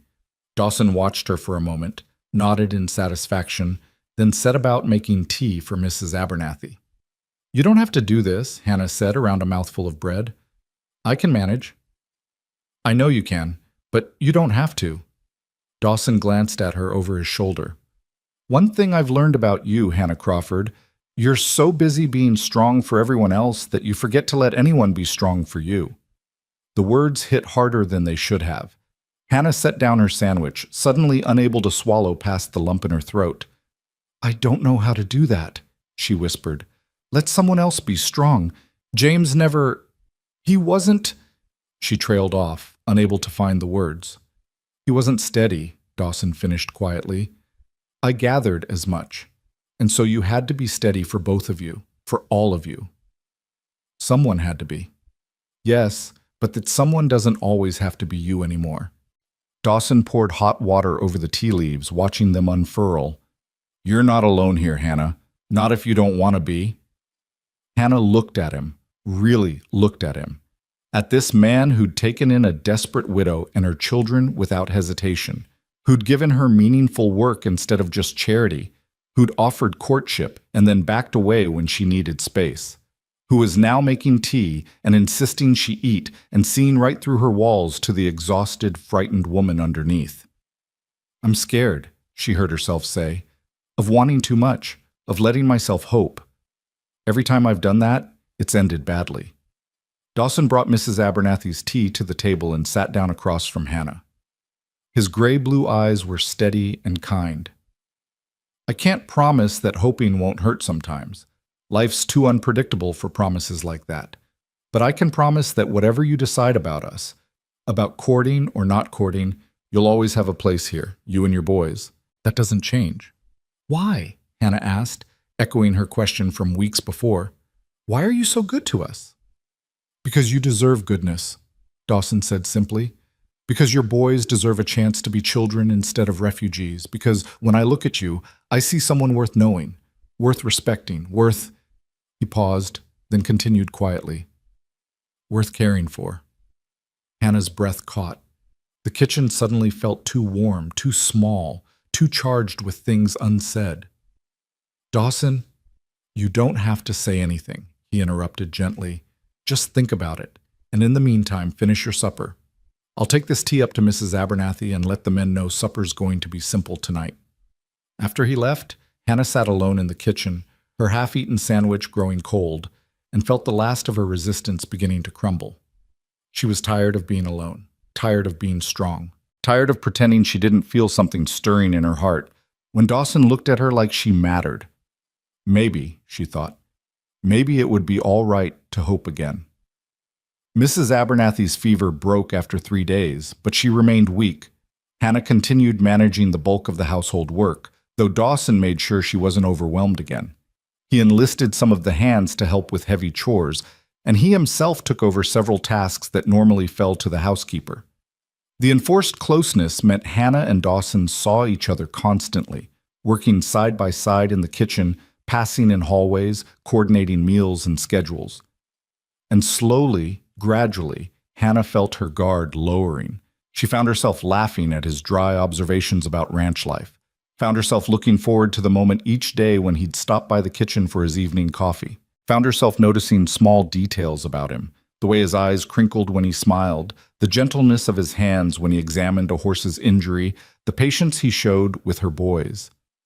One evening in late February, as they worked together cleaning up after supper, their hands brushed over a dish towel. It was nothing, an accident, but they both froze. The air between them seemed to thicken. "Hannah," Dawson said softly, "I need to know. Is there any chance you might say yes to my courting you, or am I hoping for something that will never happen?" Hannah met his eyes and saw vulnerability there, saw the risk he was taking by asking. This strong, capable man was putting his heart in her hands, trusting her not to crush it. "There's a chance," she whispered. "But Dawson, I'm not ready yet. It's only been 4 months since James died, and people will talk, and I'm still figuring out who I am without him, and—" "I'll wait," Dawson interrupted. "However long it takes, I'll wait. What if I'm never ready? What if I can't get past my fear? Then I'll accept that." His hand covered hers where it rested on the counter. "But I don't think that's going to happen. I think you're braver than you give yourself credit for." Hannah turned her hand over, letting their fingers intertwine. It was the first truly intimate touch they'd shared, and it sent warmth flooding through her. "I don't feel brave. I feel terrified." "Brave people are always terrified," Dawson said. "They just do the thing anyway." They stood there for a long moment, hands clasped, neither quite ready to let go. Then Samuel's voice carried from the sitting room where the boys were playing, and Hannah reluctantly pulled away. "I should go check on them," she said. "Of course." But Dawson's eyes held hers for a beat longer. "Thank you for the chance, Hannah. That's all I need." March arrived with false promises of spring. The snow melted enough to make everything muddy, then froze again at night, creating treacherous conditions. Hannah reopened the school, grateful to return to teaching, but the unpredictable weather meant attendance was spotty. On the first Sunday in March, she and Dawson fell into their routine of meeting in the schoolhouse to discuss books. They'd been reading a collection of essays about westward expansion, and the conversation had ranged from history to philosophy to personal experience. "Do you ever regret coming west?" Dawson asked as they sat in the lamplight, the rest of the ranch quiet around them. Hannah considered. "I regret some of what happened because of it. But coming west itself? No. Kansas was safe, but it was also suffocating. There was only one acceptable path for someone like me: marry young, have children, keep house, grow old. I wanted to see if there was more." "Did you find it?" "I found hardship," Hannah said honestly. "But I also found strength I didn't know I had. Found out I could survive things I thought would break me. So yes, I suppose I found more. Just not the more I was expecting." "That's the thing about the frontier," Dawson mused. "It either breaks you or makes you into someone new, sometimes both." He set down his cup. "When I lost Sarah, I thought I was broken beyond repair. Spent years just going through the motions, running the ranch because it was there to run, but not caring much about anything. Then you showed up with your boys, all fierce determination and barely hidden fear, and something in me woke up." Hannah's heart hammered. "Dawson, I'm not saying this to pressure you," he continued. "I'm saying it because I want you to know what you've given me. Hope. Purpose beyond just surviving. The possibility that maybe life isn't finished with me yet. That maybe there's still joy to be found." Hannah set her own cup down with shaking hands. The words she'd been holding back for weeks, maybe months, suddenly demanded to be spoken. "I feel it too, that possibility. And it terrifies me because I don't know if I can survive losing someone else I care about." "You care about me?" Dawson's voice was soft with wonder. "Yes," Hannah admitted. "God help me. Yes, I care about you." Dawson reached across the small space between them and took her hand. Then that's enough for now. We'll figure out the rest as we go. They sat like that, hands clasped, neither speaking, as the lamp burned low and the night deepened around them. It wasn't a declaration of love or a promise of forever, but it was honest, and it was real, and it was theirs. The week after that conversation, influenza came to the Circle B. It started with Jesse, the young ranch hand, who came down with fever and chills. Within 2 days, 3 more of the hands were sick. Mrs. Abernathy moved the ill men into the bunkhouse and began nursing them with grim determination. But the disease was vicious. Hannah helped where she could, bringing soup and fresh water, changing sheets, monitoring fevers. She kept the school closed and kept her boys away from the main house, terrified the sickness would spread to them. For 5 days, it seemed like they might keep it contained. Then Dawson didn't show up for breakfast. Hannah found him in his room, burning with fever, his eyes glassy with delirium. Her stomach dropped to her feet. "No," she whispered. "Not you. Please, not you." "Hannah?"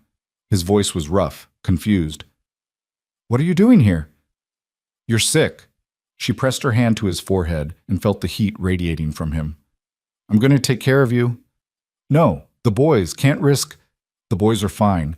They're with Charlie in the foreman's house. He'll look after them." Hannah was already moving, pulling blankets, finding water, falling back on instincts she'd learned caring for James and half a dozen other people who'd fallen ill on their westward journey. "Now stop arguing and let me help you." What followed were 3 of the longest days of Hannah's life. Dawson's fever climbed dangerously high. He thrashed and muttered, caught in delirium, sometimes lucid enough to recognize her and sometimes lost in memories she couldn't reach. Hannah stayed by his side through all of it, bathing his face with cool cloths, coaxing water past his cracked lips, monitoring his breathing. Mrs. Abernathy tried to spell her, but Hannah refused to leave. "You need rest," the older woman insisted on the second night. "I can't," Hannah said simply. "I can't leave him." Mrs. Abernathy looked at her with knowing eyes. "You love him." Hannah opened her mouth to deny it, then stopped. When had denial become impossible? When had Dawson Baxter become so essential to her that the thought of losing him made her chest feel like it was caving in? "I think I might," she whispered. "God help me. I think I do." "Then stay," Mrs. Abernathy said gently. "But don't forget to take care of yourself, too. Won't do him any good if you collapse." On the 3rd night, Dawson's fever broke. Hannah was dozing in the chair beside his bed when she heard him whisper, "Sarah? Sarah? Is that you?" Her eyes flew open. Dawson was staring at the ceiling, tears tracking down his face, his hand reaching for something, someone who wasn't there. "I'm sorry," he mumbled. "So sorry. Should have been here. Should have saved you. My fault. All my fault." Hannah's heart broke for him, for the guilt he'd been carrying all these years. She took his reaching hand and held it tight. "It wasn't your fault," she said firmly, even though she knew he wasn't really hearing her. "You couldn't have known. You couldn't have stopped it." "Should have been there," Dawson insisted, his voice breaking. "She needed me and I wasn't there. Failed her. Failed our baby." "You didn't fail anyone." Hannah brought his hand to her cheek. "Sometimes death comes and there's nothing anyone can do. You're not responsible for losing her, Dawson. You're only responsible for how you lived after." Dawson's fevered eyes found her face, and for a moment she thought he truly saw her. "Hannah?" "Yes, I'm here. I'm right here." "Don't leave," he whispered. "Please don't leave." "I won't," Hannah promised. "I'm not going anywhere." He subsided then, his breathing evening out, and Hannah sat holding his hand through the rest of that long night. And somewhere in those dark hours, she made a decision. She was done being afraid, done letting fear dictate her choices. Life was too short and too uncertain to waste time pretending she didn't want things, didn't need things, didn't love. Because she did love Dawson Baxter, loved his quiet strength, his patient kindness, the way he'd given her family a home without asking anything in return. Loved how he made her feel capable and seen and worthy. Loved the man he was, and the man he helped her remember she could be. She loved him, and when he woke up, because he would wake up, she refused to consider any other possibility. She was going to tell him so. By morning, Dawson's fever had broken completely. He woke weak but clear-eyed, taking in his surroundings with obvious confusion. "How long?" he rasped. 3 days, Hannah said, relief making her dizzy. "You've been sick for 3 days. The others?" "Recovering. Jesse's already back on his feet, and the others are improving." Hannah helped him sit up enough to sip some water. "You scared me half to death, Dawson Baxter." "Sorry." He managed a weak smile. "Didn't do it on purpose." "I should hope not." Hannah set the cup aside, suddenly shy now that he was awake and present, and looking at her with those clear gray-blue eyes. "You said some things while you were fevered." Dawson's expression shuddered. "I don't remember much. What did I say?" "You talked about Sarah, about feeling guilty that you weren't here when she died." He closed his eyes. "I see. You're not responsible for her death," Hannah said firmly. "I know you feel like you are, but you're not. You couldn't have known, couldn't have changed what happened. You don't know that. I do know that blaming yourself won't bring her back, won't change anything except to poison the years you have left." Hannah took his hand, not caring any more about propriety or fear. "I understand guilt, Dawson. I spent months after James died wondering if I could have done something different. Given him better care, found a doctor sooner, forced him to rest instead of pushing on. But the truth is, sometimes people die and there's no one to blame. It just happens." Dawson looked at their joined hands, his thumb tracing circles on her palm. "How did you let go of the guilt?" "I haven't entirely," Hannah admitted, "but I realized that carrying it wasn't honoring James's memory. It was just making me miserable. And I had 3 sons who needed me present, not lost in what-ifs. So I chose to focus on living instead of on what I couldn't change." "Living," Dawson repeated quietly. "I'm not sure I remember how." "Then we'll figure it out together." Hannah squeezed his hand. "Because I meant what I said the other night. I care about you, more than I thought possible. And watching you nearly die made me realize something." "What's that?" "That I'm tired of being afraid, tired of holding back, tired of pretending I don't want things I want." She took a shaky breath. "So yes, Dawson, my answer is yes. You can court me, if the offer still stands."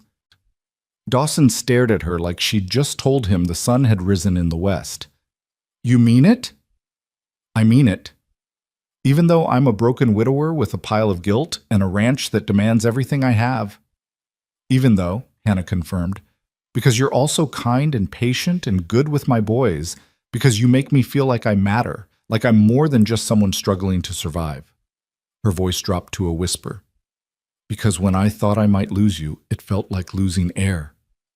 Dawson lifted their joined hands and pressed a kiss to her knuckles, his eyes never leaving hers. "I promise you, Hannah Crawford, I will do everything in my power to be worthy of that." "You already are," Hannah said. "You have been from the start. I was just too scared to see it." "And now?" "Now I'm still scared," she admitted, "but I'm choosing hope anyway, choosing to believe that maybe we've both earned a second chance at happiness." Dawson pulled her closer, until she was perched on the edge of his bed, their faces inches apart. "Then let's take that chance together. Build something new from all our broken pieces." "Together," Hannah agreed, and when he kissed her, soft and gentle and full of promise, she felt something inside her finally, truly begin to heal. The kiss lingered in Hannah's mind for days afterward, gentle as it had been. She'd returned to her cabin that morning with her heart full of equal parts terror and joy, unsure which would win out. But when she'd told her boys, carefully, watching their faces for any sign of distress, that Mr. Baxter had asked permission to court her and she'd said yes, their reactions had swept away any lingering doubt. Samuel had whooped and thrown his arms around her waist. Noah had grinned so wide she thought his face might split. And Elijah, her serious eldest who carried too much on his young shoulders, had simply nodded and said, "Good. He makes you smile, Mama. We like it when you smile." That had undone her completely. She'd gathered all 3 of them close and let herself cry. Not from sorrow this time, but from relief and gratitude and the overwhelming realization that they were going to be all right. More than all right. They were going to be happy. The ranch hands recovered from the influenza one by one, returning to their duties with the sheepish gratitude of men who'd been well cared for. Dawson regained his strength more slowly, chafing at the forced rest, but obeying Mrs. Abernathy's stern orders to take it easy. Hannah brought him books and sat with him in the evenings, talking about everything and nothing, learning the rhythms of each other's thoughts. She learned that he'd lost his mother when he was 8, taken by pneumonia during a brutal winter, that his father had been a hard man, demanding but fair, who'd built the Circle B from nothing and expected his son to do the same. That Dawson had loved Sarah with the intense, all-consuming passion of a young man who'd never known real loss, and her death had shattered something fundamental in him. "I stopped believing good things could last," he told her one evening as they sat on the porch, watching the sun paint the mountains purple and gold. Sarah and the baby dying like that. It felt like punishment for being too happy, like I'd been foolish to think I deserved joy. Hannah understood that bone deep. After James died, I felt the same way. Every good moment felt borrowed, like it would be snatched away the moment I started to trust it. "Do you still feel that way?" Hannah considered, watching her boys play in the yard below. Samuel was chasing chickens while Noah tried to teach him to throw a rope the way Charlie had shown him. Elijah sat on the corral fence, one of Dawson's ranch cats in his lap, looking more at peace than she'd seen him in months. "Sometimes," she admitted, "but less than I did. Being here, having purpose, watching my boys thrive, it's teaching me that good things can last if you tend them carefully." "Like a garden," Dawson mused. "Exactly like a garden. You plant seeds, water them, pull the weeds, protect them from frost. And if you're diligent and lucky, you get something beautiful." She glanced at him. "We're planting something, aren't we? You and me?" "I hope so." Dawson reached for her hand, a gesture that was becoming natural between them. "I want to do this right, Hannah. Court you properly. Show you that you can trust me with your heart." "You've already shown me that," Hannah said softly. "From the moment you invited us into your home during that storm, you've been showing me. Still, there's a difference between offering shelter to someone in need and this. What we're building. I want you to be sure, want your boys to be sure, want there to be no doubt that when this becomes something permanent, it's because we all chose it freely." The "when" sent warmth flooding through Hannah's chest. He saw a future with them. Not just a possibility, but a certainty. "Then court me properly," she said, squeezing his hand. "I'd like that." So Dawson courted her with the patient thoroughness he brought to everything. He left wildflowers on the schoolhouse steps when they started blooming in early April. He carved a wooden doll for Samuel and found a book on horsemanship for Elijah.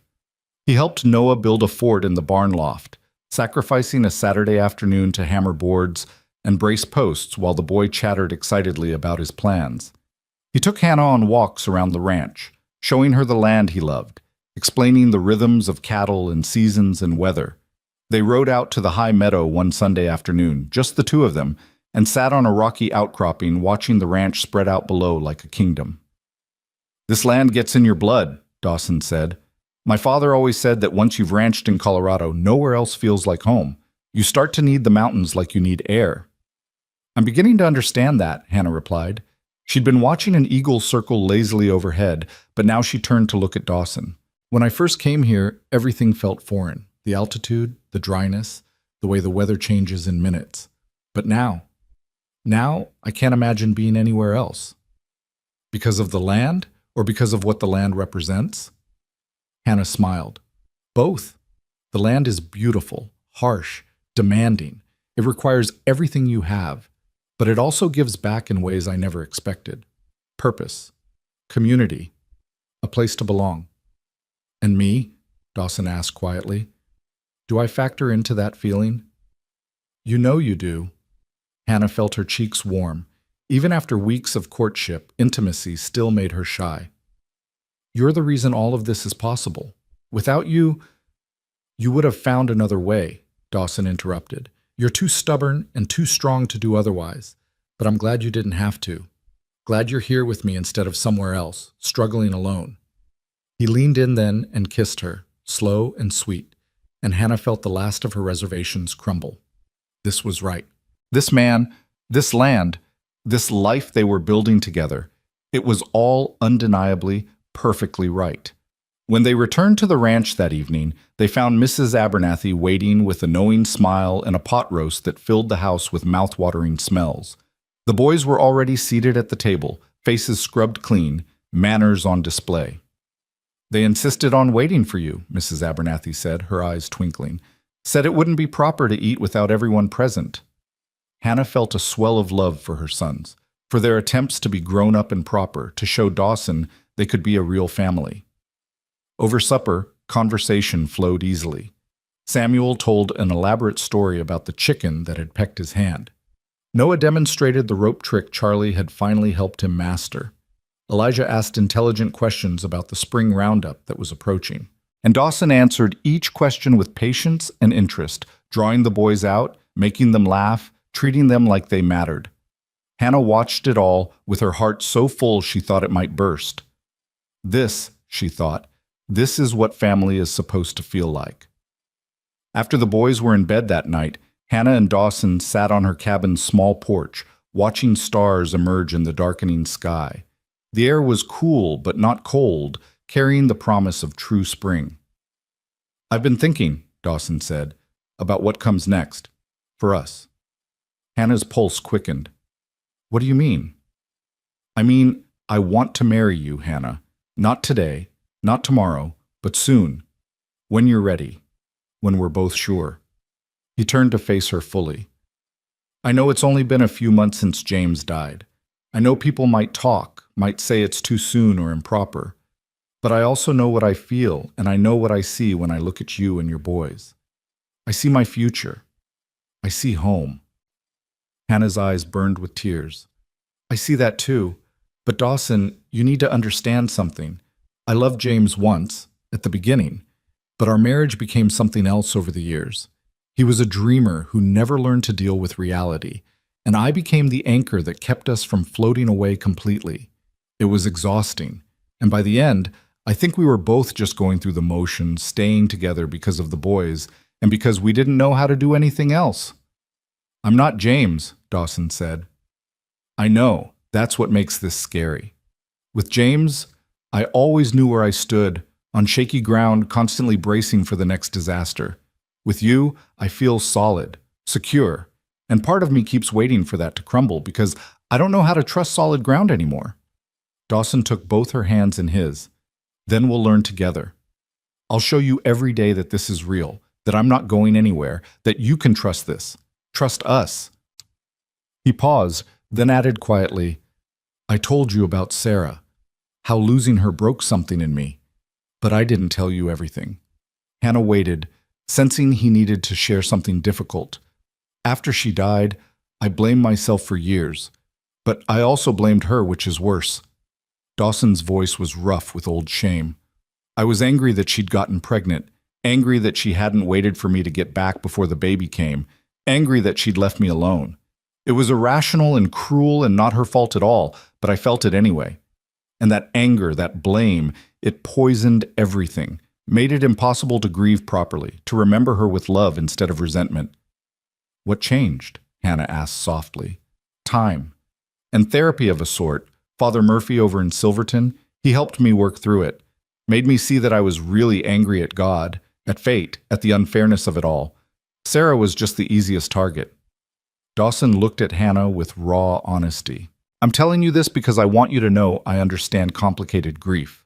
Understand feeling guilty and angry and relieved all at once. Whatever you felt about James at the end, whatever you're feeling now about moving forward, it's all valid, all acceptable." Hannah felt something break open in her chest, a truth she'd been holding back even from herself. "I was relieved when he died," she whispered. "Not glad, but relieved, because it meant the struggle was over. No more watching him fail at another scheme, no more scraping by on false promises, no more pretending I believed in dreams I knew would never come true. I was relieved, and then I felt like a monster for feeling that way." "You're not a monster. You're human." Dawson squeezed her hands. "And you're free now. Free to build a life that isn't based on someone else's broken dreams. A life with you, Hannah said, testing the words. A life with me, if you want it. I do want it. The certainty in her voice surprised even herself. I'm still scared, still learning to trust solid ground. But I want this. Want you. Want the life we could build together. Dawson smiled then, wide and genuine, and Hannah realized she'd rarely seen him smile like that, unguarded and full of joy. Then let's build it. One day at a time, one choice at a time. No rush, no pressure, just together. Together, Hannah agreed, and sealed the promise with a kiss that tasted like hope and healing and home. The weeks that followed were some of the happiest of Hannah's life. Spring came in earnest, transforming the ranch into a riot of wildflowers and new grass. The cattle grew fat on good grazing. The school buzzed with children excited about warm weather and summer ahead, and Hannah found herself falling more deeply in love with each passing day. She loved watching Dawson work, the competent way he handled horses and men, and the 1,000 problems that arose on a working ranch. She loved his dry humor, the way he could make her laugh with a single raised eyebrow or wry comment. She loved how he was with her boys, firm but fair, teaching them skills and values without ever trying to replace their father's memory. And Dawson made no secret of his feelings for her. He told anyone who'd listen that he was courting Mrs. Crawford with serious intent. When they made the monthly trip to Willow Creek for supplies, he introduced her to shopkeepers and ranchers as the woman I'm going to marry, his pride evident.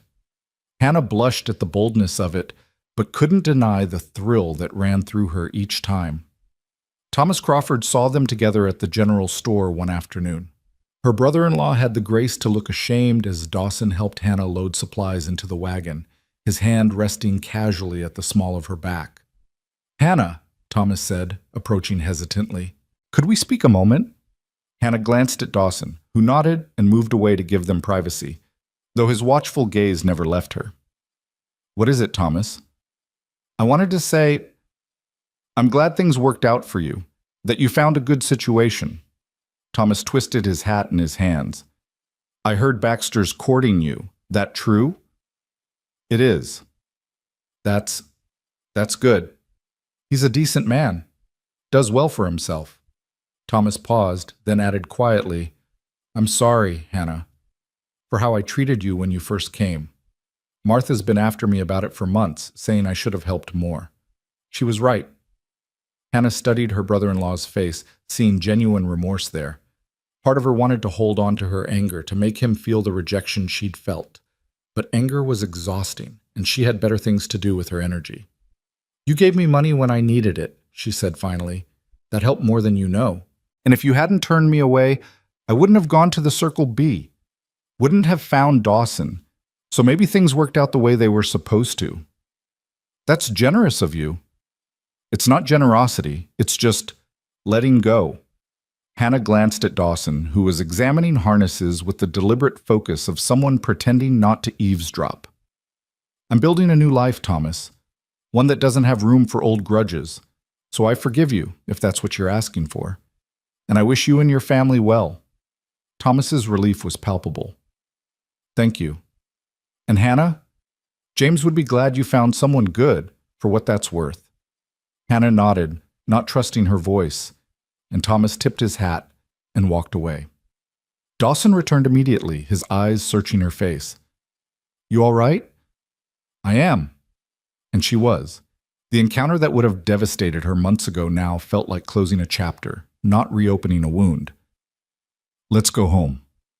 Home, Dawson repeated, smiling. I like the sound of that.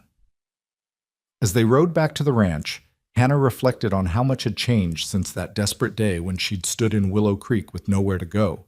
She'd been so lost then, so frightened. Now she knew exactly where she belonged. One evening in late May, Dawson asked Hannah to join him in the ranch office after supper. She found him standing by the window, looking out at the land painted gold by the setting sun. You wanted to see me? She asked. I did. Dawson turned, and Hannah saw something in his expression that made her pulse quicken. Nervousness, excitement, determination all mixed together. I have something for you and your boys, actually. He handed her a folder of official-looking documents. Hannah opened it, scanning the legal language, trying to make sense of what she was reading. "These are deeds," she said slowly. "For land?" "For 40 acres on the eastern edge of the ranch," Dawson confirmed. "It's good land with water access and timber. I had my lawyer draw up the papers to put it in your name, yours and your son's." Hannah stared at him, unable to process what he was saying. "I don't understand. Why would you—" "Because I want you to have security," Dawson said. "Independent of me, independent of our relationship. If something happened to me, if things didn't work out between us, if you ever needed to leave, you'd have land of your own. Property no one could take from you. Your boys would have an inheritance." "But Dawson, this is too much." "It's not enough," he interrupted. "Hannah, you came here with nothing. You've worked hard, built a life, earned every bit of respect you have. But I need you to know that you're not dependent on my goodwill or our relationship working out. You're an independent woman with property and rights. Whatever you choose to do, stay with me, marry me, leave, you're choosing it freely, not because you have no other options." Hannah felt tears streaming down her face. The generosity of it, the thoughtfulness, the sheer rightness of understanding what she needed most, security, independence, the knowledge that she'd never be desperate again, overwhelmed her completely. "How?" she whispered. "How did you know this was what I needed?" "Because I know you," Dawson said simply. "Know that your worst fear is being helpless again, being at someone else's mercy. This way, you'll never have to be." He crossed to her, gently wiping away her tears. "Say you'll accept it, please." "I accept it," Hannah said through her tears. "Thank you doesn't seem like enough. But thank you for understanding, for seeing me so clearly." "I see you," Dawson agreed. "All of you. The strength and the fear, the pride and the vulnerability, and I love all of it, Hannah. I love you." It was the first time he'd said those words. Hannah felt them settle into her chest like warmth, like sunlight, like coming home after a long journey. "I love you too," she whispered. "I think I have for a while now. I was just too scared to say it." Dawson kissed her then, deep and thorough, and Hannah kissed him back with all the love and gratitude and hope she'd been holding inside. When they finally broke apart, both breathless, Dawson rested his forehead against hers. "Marry me," he said, "not someday. Not when you're ready, now, soon. Let's start building our future for real." "Yes," Hannah said without hesitation. "Yes, I'll marry you." They decided on a Christmas wedding, giving Hannah time to feel settled in her decision and allowing the boys to fully adjust to the idea of Dawson becoming their stepfather. The announcement delighted everyone. Mrs. Abernathy immediately began planning the celebration. The ranch hands congratulated Dawson with knowing grins, and the children at school peppered Hannah with excited questions about the wedding. Her boys took the news with varying reactions. Samuel was thrilled at the prospect of Dawson officially becoming his father. Noah worried about practical details like where they'd live and whether he'd have to change his name. And Elijah, after digesting the information quietly for a day, sought Hannah out for a private conversation. "Mama, he said, his young face serious, "are you happy? Really happy?" Hannah pulled her eldest son into a hug. "I am, sweetheart, happier than I've been in years. And Mr. Baxter, Dawson, he's good to you. Not like—" Elijah trailed off, unwilling to criticize his late father, but clearly needing reassurance. "He's very good to me," Hannah said firmly. "He listens when I talk. He respects my opinions. He never makes me feel small or foolish. And Eli, he'll never try to replace your father. He knows James was your pa, and he respects that. He just wants to be someone you can count on." "I like him," Elijah admitted. "He teaches me things and doesn't get mad when I ask too many questions. And he makes you smile the way you used to before Pa got sick." "Then you approve?" "I approve." Elijah managed a small smile. "We're going to be a real family, aren't we? Not just people living in the same place, but a real family." "We already are a real family," Hannah said. "The wedding just makes it official." As summer rolled into fall, Hannah threw herself into preparations. She sewed a new dress with Mrs. Abernathy's help, simple but elegant in deep blue wool. She taught her boys how to tie proper neckties and stand still during fittings for their new suits. She worked with the ranch cook to plan a feast that would feed the neighboring families they'd invited to celebrate. And through it all, Dawson was a steady, loving presence. He didn't disappear into wedding planning stress or try to control every detail. Instead, he supported Hannah's choices, offered opinions when asked, and made sure she knew that the wedding was just one day. What mattered was the life they'd build afterward. One crisp October evening, as they sat together on the porch, watching the aspen trees turn gold in the hills, Dawson pulled a small box from his pocket. "I have something else for you," he said. "Been waiting for the right moment." Hannah opened the box to find a delicate silver locket on a fine chain. She lifted it out, admiring the intricate engraving on the front, and opened the clasp. Inside were 3 small photographs. Her 3 sons, their faces captured perfectly, looking happy and healthy and loved.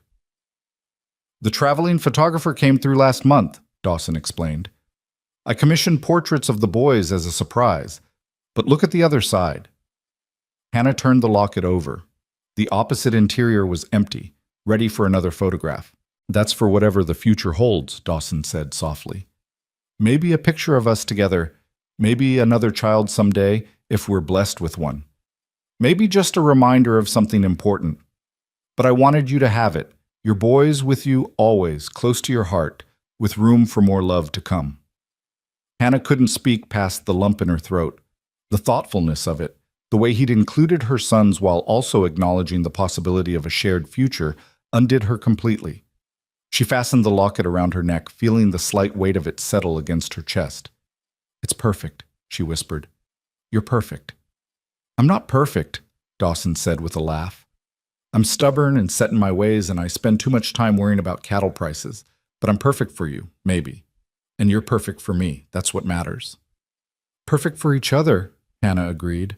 She leaned against him, his arm coming around her shoulders, and they sat in comfortable silence as the sun painted the sky in shades of orange and pink. This was home, Hannah thought. Not the ranch, not the cabin, not any physical place.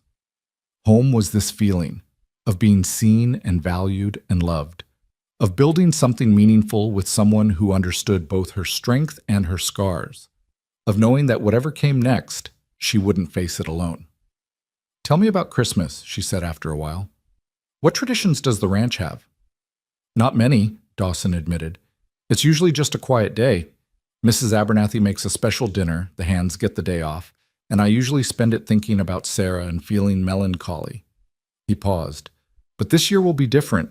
This year we'll have a wedding, a celebration, new traditions to start." "I want it to be special for the boys, too," Hannah said. "They've had such a hard year. They deserve joy and celebration and hope. Then we'll make sure they have it." Dawson pressed a kiss to the top of her head. "We'll make this a Christmas none of us will ever forget." As October faded into November, the ranch settled into the rhythm of preparing for winter. Cattle were brought closer to the home pastures. Firewood was stacked high against the coming cold. The school closed for a week so families could focus on preparations, and Hannah used the time to finalize wedding plans and help Mrs. Abernathy with preserving and canning. The boys grew more excited as the wedding approached. Samuel talked about it constantly, asking questions about the ceremony and the party and whether there would be cake. Noah helped Dawson with extra chores, determined to prove he could be useful. And Elijah, in a gesture that made Hannah's eyes well up, asked if he could give her away at the wedding. "Pa would want me to," he said seriously, "since he can't be here to do it himself." "I think that's exactly what he'd want," Hannah agreed, pulling her son close. "I'd be honored to have you give me away." The first snow came in mid-November, a gentle dusting that made everything look clean and new. Hannah stood at the schoolhouse window watching it fall, thinking about all the snow that had fallen since she'd arrived at the Circle B, how each storm had seemed to mark a turning point in her journey, the storm that had driven her to seek shelter here in the first place, the winter cold that had brought her and Dawson closer, the illness that had forced her to confront her feelings, and now this snow, beautiful and peaceful, marking the approach of her wedding day. "Miss Crawford," one of her students tugged at her skirt, "are you going to be Mrs. Baxter after Christmas?" Hannah smiled down at the little girl. "I am." Will you still be our teacher? Of course. Getting married doesn't change that. Good, the child said with obvious relief.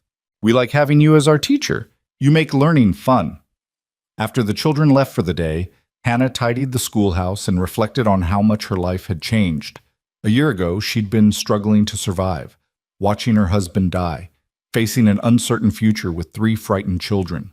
Now she had a home, a purpose, a man who loved her, and the promise of a future that felt solid and real. She touched the locket at her throat, feeling the outline of her son's faces through the silver. Whatever came next, they'd face it together. Her boys, Dawson, and the family they were choosing to become.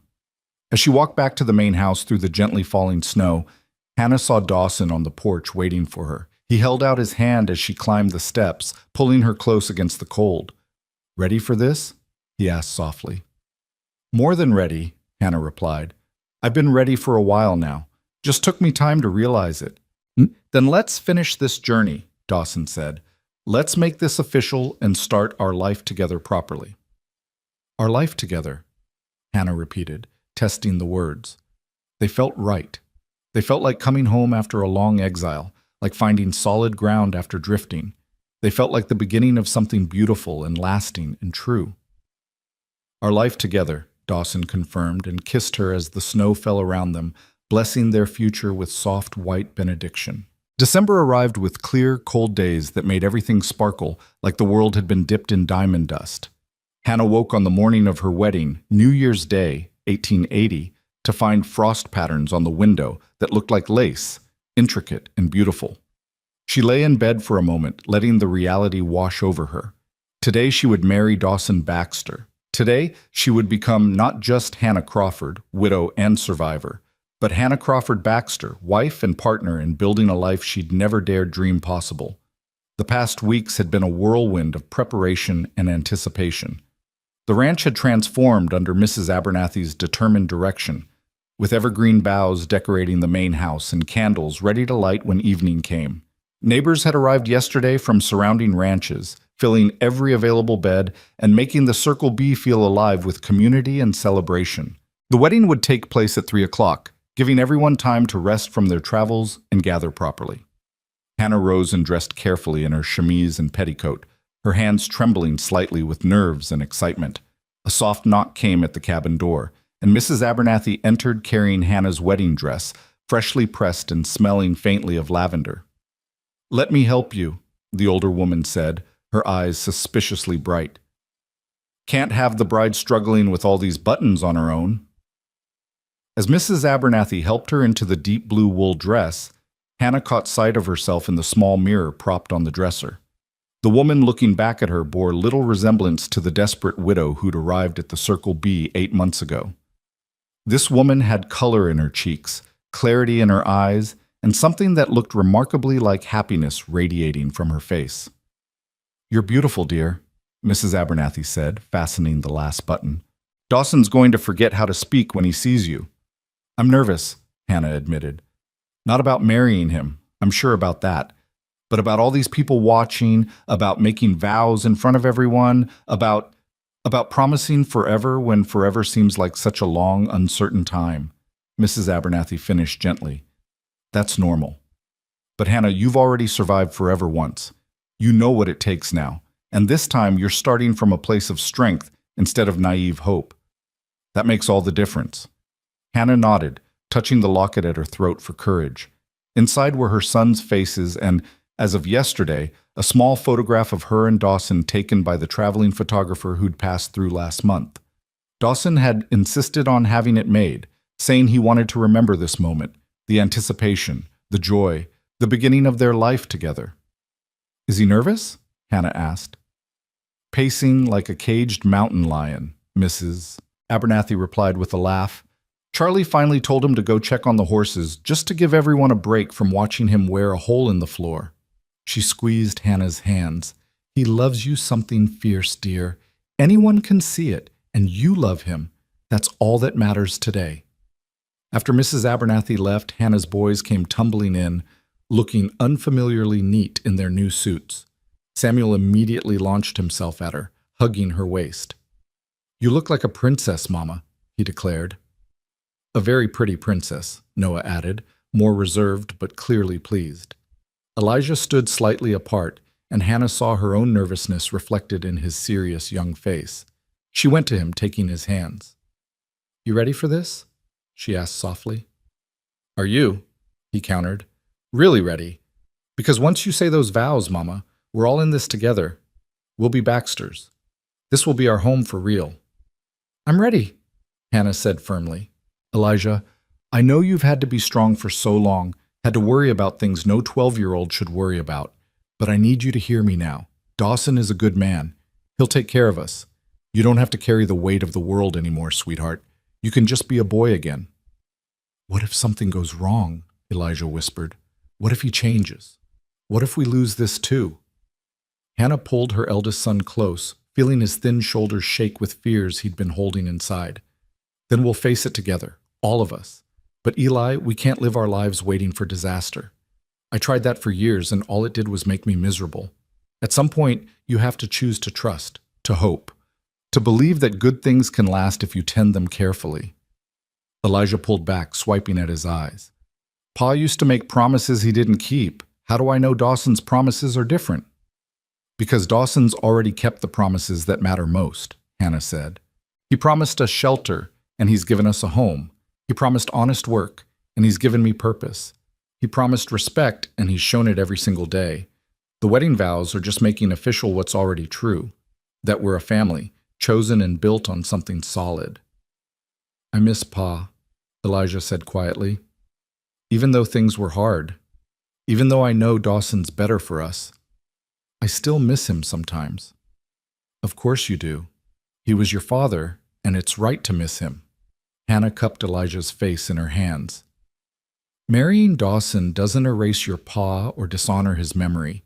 It just means we're moving forward, building something new, while still remembering where we came from. You can love your father's memory and accept Dawson as your stepfather. Both things can be true at once." Elijah nodded slowly, and Hannah saw some of the tension leave his shoulders. "Okay, I'm ready then. Let's go make this official." The wedding took place in the ranch's main living room, which had been transformed by evergreen boughs, white candles, and the warm presence of friends and neighbors. Father Murphy had traveled from Silverton to perform the ceremony, and he stood now before the stone fireplace, his weathered face kind as he waited for the bride. Hannah stood in the doorway with Elijah's arm linked through hers, looking at the gathered faces. There were the ranch hands, cleaned up and looking almost unrecognizable in their Sunday best. There were neighboring ranchers and their families, people she'd come to know through school and community gatherings. There was Mrs. Abernathy, beaming and dabbing at her eyes with a handkerchief. And there, at the front of the room, stood Dawson. He wore a new dark suit that emphasized his broad shoulders and made him look almost unbearably handsome. But it was his face that captured Hannah's attention, the way his eyes lit up when he saw her, the slight tremor in his hands that betrayed his nerves, the smile that transformed his weathered features into something approaching joy. This was the man who'd offered shelter in a storm and had given so much more. This was the man who'd seen her at her lowest and had helped her rebuild. This was the man who loved her sons as if they were his own, and who'd given her the security of land and independence even as he'd asked for her heart. This was the man she was choosing, freely and fully, to spend the rest of her life with. Elijah walked her forward with solemn dignity, and when they reached the front, he carefully placed her hand in Dawson's. The gesture was deliberate, ceremonial, her eldest son giving his blessing, acknowledging the transfer of responsibility while also recognizing that Hannah was choosing this for herself. "Take care of her," Elijah said quietly, so only Dawson could hear. "Take care of all of us." "I will," Dawson promised, his voice rough with emotion. "I swear it." Elijah nodded and stepped back to stand with his brothers, who were watching with wide eyes and barely contained excitement. Father Murphy began the ceremony, his voice carrying the weight of countless weddings performed over decades of ministry. Hannah heard the familiar words: love, honor, cherish, for better or worse, in sickness and health. But this time, they felt different. Not like empty promises or naive hopes, but like a genuine commitment between two people who understood exactly what they were undertaking. Dawson Baxter, Father Murphy said. Do you take this woman to be your lawfully wedded wife? To love her, comfort her, honor and keep her, in sickness and health, in sorrow and joy, forsaking all others as long as you both shall live? I do, Dawson said, his eyes never leaving Hannah's face. With everything I am, I do. And Hannah Crawford, do you take this man to be your lawfully wedded husband, to love him, comfort him, honor and keep him, in sickness and health, in sorrow and joy, forsaking all others, as long as you both shall live? Hannah felt the weight of the moment settle over her, the significance of this choice, this commitment, this leap of faith into an uncertain future. But when she looked at Dawson, at his steady strength and patient love, the uncertainty faded. This was right. This was real. This was home. I do, she said clearly. With everything I am, I do. They exchanged rings, simple gold bands that Dawson had ordered from Denver months ago, waiting for this moment. As he slid the ring onto her finger, his hands were gentle but sure, and Hannah felt the physical weight of the commitment settling into place alongside the emotional one. By the power vested in me, Father Murphy said with a smile, I now pronounce you husband and wife. Dawson, you may kiss your bride. Dawson cupped Hannah's face in his hands, his thumbs brushing away tears she hadn't realized were falling, and kissed her softly. It was a promise and a beginning, tender and filled with hope. The room erupted in applause and cheers, but Hannah barely heard it. All she could focus on was Dawson's smile, the way he looked at her like she was the most precious thing in his world. Hello, wife, he murmured against her lips. Hello, husband, Hannah replied, testing the words. They fit perfectly. The celebration that followed was joyous and loud, filled with music and laughter and more food than Hannah had seen in one place in years. Mrs. Abernathy had outdone herself with a feast that included roasted beef, potatoes, fresh bread, vegetables from the root cellar, and a magnificent cake that made Samuel's eyes go wide with delight. Hannah moved through the party in a daze of happiness, accepting congratulations and well wishes from neighbors who'd become friends. Thomas Crawford and his wife Martha had come, and Thomas pulled Hannah aside during the festivities. I'm happy for you, he said awkwardly. Truly. Baxter's a good man, and you deserve good things after everything. Thank you, Thomas. That means a lot. Hannah found she bore no resentment toward her brother-in-law anymore. His rejection had hurt terribly at the time, but it had also pushed her toward this life, this man, this happiness. You and Martha are welcome to visit any time. The boys should know their uncle and aunt. Martha, standing nearby, burst into tears and hugged Hannah tightly. I wanted to help you so badly that day, she whispered, but Thomas was so set against it, and I didn't know how to change his mind. I'm so sorry. It's in the past, Hannah said gently.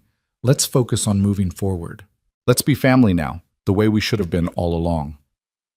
As evening fell and the party showed no signs of slowing, Dawson found Hannah and pulled her aside onto the porch.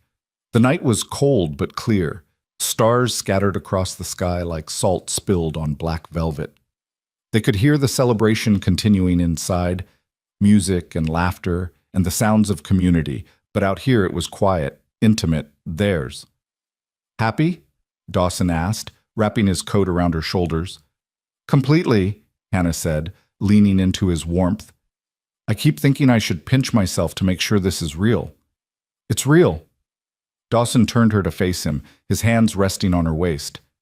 You're my wife now, Hannah Baxter. We're bound together, legal and proper. You and me and your boys, our boys. We're a family. Our boys, Hannah repeated, loving the sound of it. Dawson, I need you to know something. I'm not coming to this marriage as some grateful woman who owes you everything. I'm coming as your equal, your partner. What we build together, we build as a team. I wouldn't want it any other way, Dawson said seriously. I don't need a grateful wife, Hannah. I need a strong partner who challenges me and supports me and builds this life alongside me. That's what you are. That's what we'll be. I love you, Hannah said, the words coming easier each time she spoke them. I love your strength and your kindness and the way you never made me feel less than for needing help. I love how you are with my sons, patient and fair and present in a way their father never managed to be. I love how you see me, really see me, not just the role I play, but the person I am underneath. And I love you, Dawson replied, his voice thick with emotion. Love your fierce determination and your tender heart.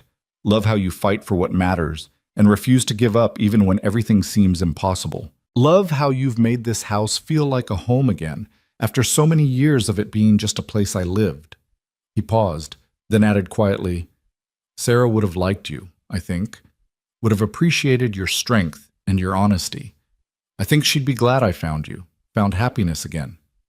Hannah felt tears prick her eyes. James would have liked you too, would have envied me finding someone so steady and reliable. He always wished he could be those things, but never quite managed it. She touched the locket at her throat. We're honoring their memories by living fully, by choosing joy. That's what they'd want for us. They stood together in the cold starlight, two people who'd known profound loss and had somehow found each other in the aftermath. The sounds of celebration drifted out from the house, their boys laughing, Mrs. Abernathy's voice raised in song, the stomp of boots on wooden floors as someone started dancing. Should we go back in? Hannah asked. In a minute. Dawson pulled her closer. I want to remember this moment, just the two of us, at the beginning of our life together. I want to remember how you look right now with starlight in your hair and hope on your face. Want to remember that we chose this, chose each other, despite all the reasons we could have stayed safe and separate. I'll remember too, Hannah promised. We'll remember that you gave me more than shelter and employment. You gave me back myself, reminded me I was more than just a survivor, more than just a mother fighting to keep her children fed. You saw the woman underneath all that struggle and loved her anyway. They kissed again, longer this time, a kiss that spoke of promises and passion and the long life stretching out before them. When they finally pulled apart, both were breathless and smiling. Come on, Mrs. Baxter, Dawson said, taking her hand. Let's go celebrate our marriage properly. And later, after everyone's gone to bed, I'll show you the surprise I've been working on. What surprise? If I told you, it wouldn't be a surprise. Dawson's eyes twinkled with mischief. Trust me? Always, Hannah said, and meant it. The party continued late into the night with music and dancing and storytelling that had everyone laughing until their sides hurt. Hannah danced with Dawson, with her sons, with ranch hands and neighbors who'd become friends. She ate cake and accepted toasts and felt more alive than she had in years. Samuel fell asleep on Charlie's lap around 9 o'clock, exhausted from excitement. Noah followed an hour later, curled up on the sofa with his head on Elijah's shoulder. Only Elijah remained awake as the party wound down, helping clear dishes and watching the adults with the solemn interest of a boy on the cusp of understanding grown-up matters. Finally, around midnight, the last of the guests retreated to their rooms or the bunkhouse, leaving the main house quiet. Mrs. Abernathy shooed Hannah and Dawson toward the door with a knowing smile. Off with you both. I'll make sure the boys get tucked in properly. Go enjoy your wedding night. Hannah blushed, but let Dawson lead her out into the cold night. They didn't head toward the main house or her cabin, but instead walked toward the barn. Hannah gave him a questioning look. The surprise is in here, Dawson explained, pushing open the barn door. Inside, lamplight glowed warm and golden, but it wasn't coming from the main barn area. It was coming from what had been the old tack room. Dawson led Hannah there and opened the door with a flourish. Hannah gasped. The tack room had been completely transformed into a cozy private space. A proper bed dominated the center, piled high with quilts and pillows. A small stove in the corner radiated heat. Rugs covered the floor and curtains framed a window that looked out over the moonlit pastures.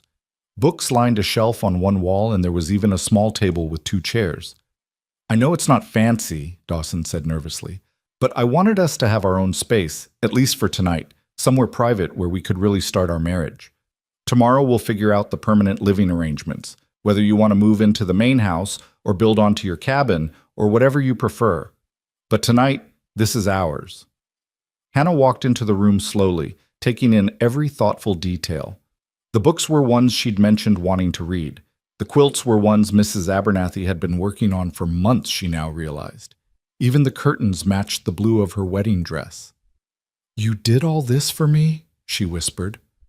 For us, Dawson corrected. I wanted our first night as husband and wife to be special.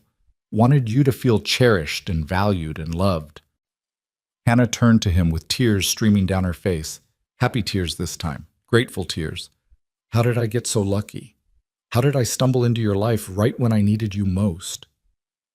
I think we stumbled into each other's lives right when we both needed it, Dawson said, pulling her close. You needed shelter and purpose. I needed hope and a reason to live instead of just survive. We saved each other, Hannah. That's what makes this real. He kissed her then, and Hannah kissed him back with all the love and passion and gratitude she'd been holding inside. They'd both walked through fire to get here, through loss and grief and desperation, and somehow they'd found each other on the other side. Found healing in shared understanding, found strength in mutual respect, found love in the most unexpected of places. When morning came, Hannah woke wrapped in her husband's arms, warm and safe and happier than she'd ever imagined possible. Pale winter light filtered through the curtains, painting everything in soft gold. She could hear the sounds of the ranch waking up outside, horses nickering, the ranch hands starting their day, Mrs. Abernathy's voice calling the boys to breakfast. Her boys. Their boys now. Good morning, wife, Dawson murmured against her hair. Good morning, husband.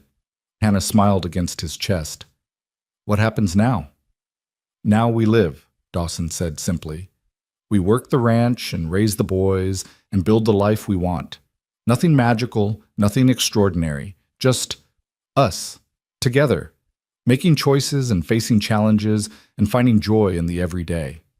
That sounds perfect, Hannah said. And it did.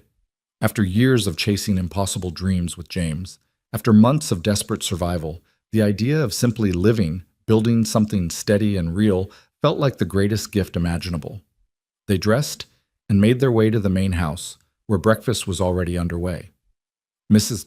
Abernathy had outdone herself again with pancakes and bacon and eggs that made the whole kitchen smell like heaven. The boys were gathered around the table, still in their nightshirts, hair mussed from sleep. Mama! Samuel launched himself at Hannah the moment she walked in. You're married now. You're really married. I really am, Hannah confirmed, scooping him up. Which means Dawson is officially your stepfather now. What do you think about that? I think it's good, Samuel said seriously. Can I call him Pa? Hannah looked at Dawson, who nodded with suspiciously bright eyes. If that's what you want to call me, I'd be honored, he told Samuel. Then Pa it is, Samuel declared, and wiggled down to return to his breakfast. Noah was more reserved, but clearly pleased, while Elijah studied Dawson with that serious expression he got when he was thinking hard about something important. Dawson, Elijah started. You can call me whatever you're comfortable with, Dawson interrupted gently. Dawson, Mr. Baxter, or eventually Pa, if that feels right. There's no rush, no pressure. I think I'll stick with Dawson for now, Elijah said, but I wanted to say thank you for taking care of Mama, for taking care of us. I know we're not your blood children, but you're mine now, Dawson said firmly.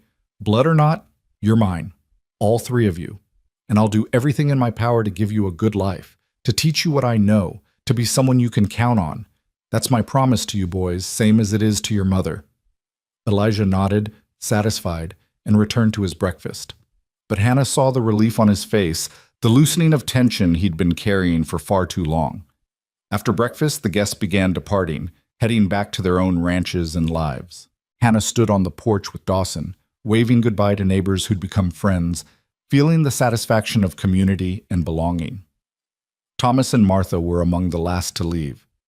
Take care of yourself, Hannah, Martha said, hugging her tightly. And come visit us sometime. The children would love to know their cousins. We will, Hannah promised. Families should stay connected. After everyone had gone and the ranch settled back into its normal rhythm, Dawson called a family meeting in the main house. He, Hannah, and the three boys gathered in the living room, the winter sun streaming through the windows. Now that your mother and I are married, Dawson began, we need to make some decisions about how we want to live. The cabin is yours by right. It was part of your mother's employment agreement. But there's plenty of room in this house, and I'd like us all to be together under one roof if you're amenable. What do you boys think? Could we each have our own room? Noah asked hopefully. You could, Dawson confirmed. There are 4 empty bedrooms upstairs. You each could have your own space. I vote for moving into the big house, Samuel said immediately. It's warmer and has more room to play when it's cold outside. Elijah? Hannah prompted. Her eldest son considered carefully. Will we still own the cabin? Still have it as ours? Absolutely, Dawson said. In fact, as you boys get older, one of you might want to use it. When you're grown and starting out on your own, you'll have that space. Then I think we should move into the main house, Elijah decided. Be a real family all together. Real family it is, Hannah said, her heart full. When should we move our things? No rush, Dawson said. Take your time, settle in at your own pace. This is your home now, all of it. You get to decide how to make it yours. Over the following weeks, they settled into new rhythms. The boys moved into the main house, each claiming a bedroom and slowly personalizing their spaces. Hannah consolidated her teaching materials and personal belongings, marveling at how much more spacious everything felt. She and Dawson took over the large bedroom on the second floor, and Mrs. Abernathy moved to a smaller room on the first floor that she declared much more sensible for a woman my age with complaining knees. The ranch work continued as always, with Dawson managing the business and Hannah teaching school 3 days a week, while helping with household duties the rest of the time. But now there was a new dimension to everything, the sense of partnership, of building something together, a family in the truest sense. Hannah discovered that marriage to Dawson was different from anything she'd experienced with James. Where James had been impulsive and dreamy, often making decisions without consulting her, Dawson sought her opinion on everything from cattle sales to what color to paint the barn. Where James had withdrawn when times were hard, Dawson became more present, more communicative. Where James had seen her domestic skills as her only value, Dawson celebrated her teaching and encouraged her intellectual pursuits. You're different than I expected, Hannah told him one evening as they sat by the fire, her knitting needles clicking softly. More partner than patriarch. I had a good teacher, Dawson replied. My mother, before she died, she made it clear to my father that their marriage was a partnership, that he needed her wisdom as much as she needed his strength. I remember watching them make decisions together, respecting each other's views. That's the kind of marriage I want. That's the kind of marriage I want too, Hannah said. The kind where we both have a voice, where we face things together. Then that's what we'll have, Dawson promised. Winter deepened, bringing snow and cold that kept everyone close to home. The school closed for a few weeks during the worst of it, and Hannah used the time to catch up on mending and planning lessons for spring. The boys thrived, growing stronger and more confident with each passing day. Samuel lost a tooth and was convinced the tooth fairy would leave him something extra special because I live on a ranch now. Noah became obsessed with learning to rope, practicing for hours with patient instruction from Charlie, and Elijah, at Dawson's encouragement, started keeping a journal, recording life on the ranch and his observations about everything from weather patterns to cattle behavior. On Valentine's Day, Dawson surprised Hannah with a trip to town, just the two of them, leaving the boys in Mrs. Abernathy's capable hands. They had dinner at the restaurant, browsed the general store, and visited the library where Hannah discovered they'd received a shipment of new books. Dawson bought her 6 books without batting an eye at the cost, saying simply, "You need them for teaching. Consider it an investment in the ranch's future." As they drove home in the wagon, wrapped in blankets against the cold, Hannah reflected on how different her life had become. A year ago, I was watching James die in a camp outside Pueblo, she said quietly. I was terrified and alone, and had no idea how we'd survive. Now look at me. Married to a good man, living in a real home, teaching children, watching my boys grow into who they're meant to be. It feels like a dream sometimes. It's not a dream, Dawson said, pulling her closer. It's real life. Hard-earned, well-deserved real life. Do you ever worry it will all fall apart? Hannah asked. That we'll wake up one day and discover we've been fooling ourselves? Sometimes, Dawson admitted. But then I remember that we've both survived the worst life can throw at us. We've been tested by loss and hardship and desperation, and we're still standing. That's not luck or foolishness, that's strength. So if challenges come, and they will, We'll face them the way we've faced everything else. Together. Together, Hannah echoed, and the word felt like a talisman against fear, a promise that she'd never have to face the darkness alone again. Spring came late that year, but when it arrived, it transformed the ranch into something magical.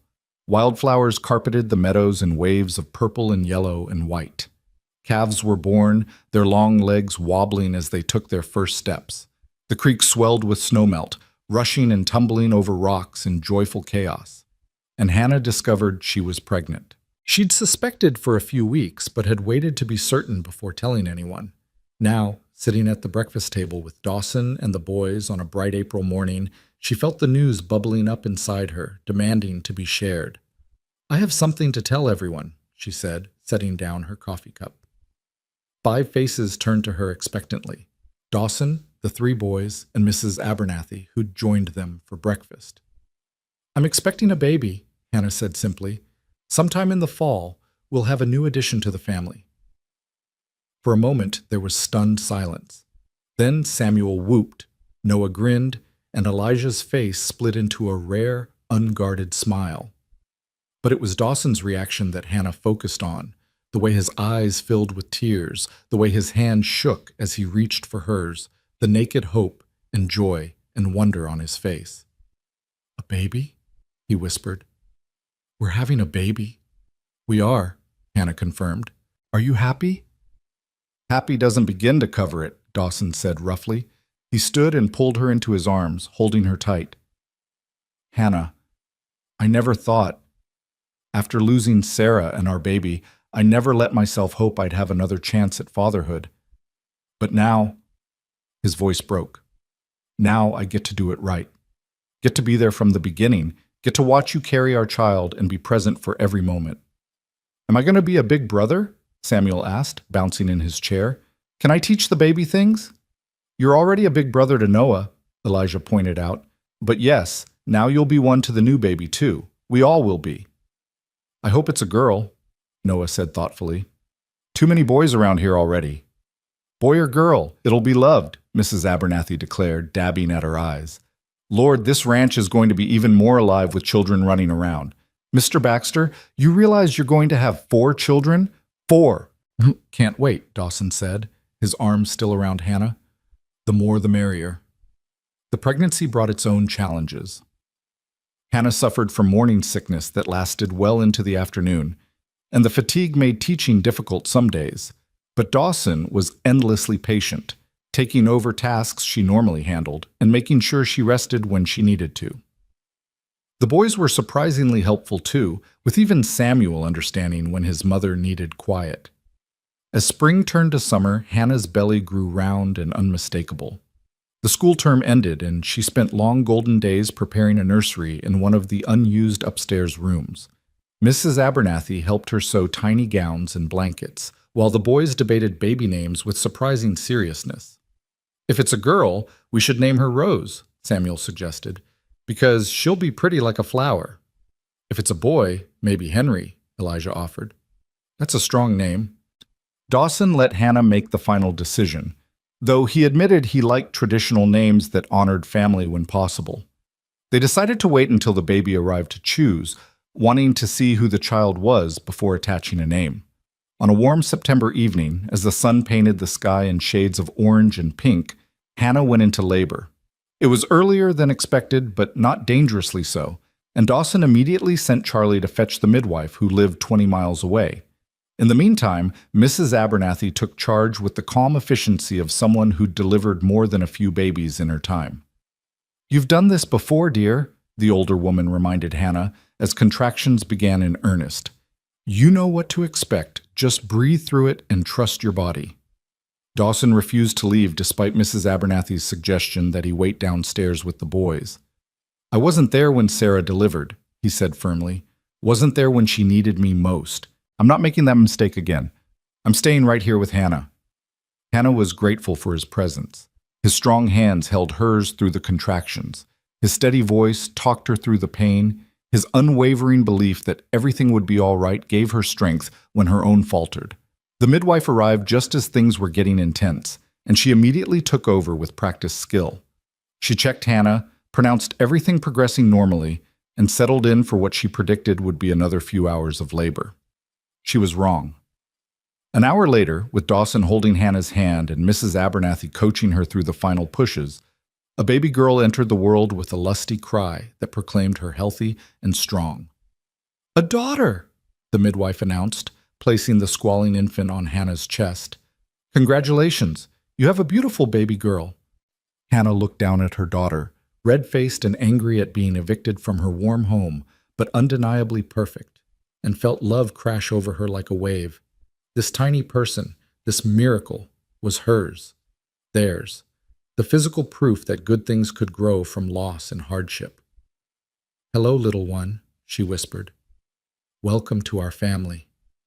Dawson was crying openly, his hand gentle as he stroked the baby's downy head. "She's perfect. Hannah, she's absolutely perfect." "What will you name her?" Mrs. Abernathy asked.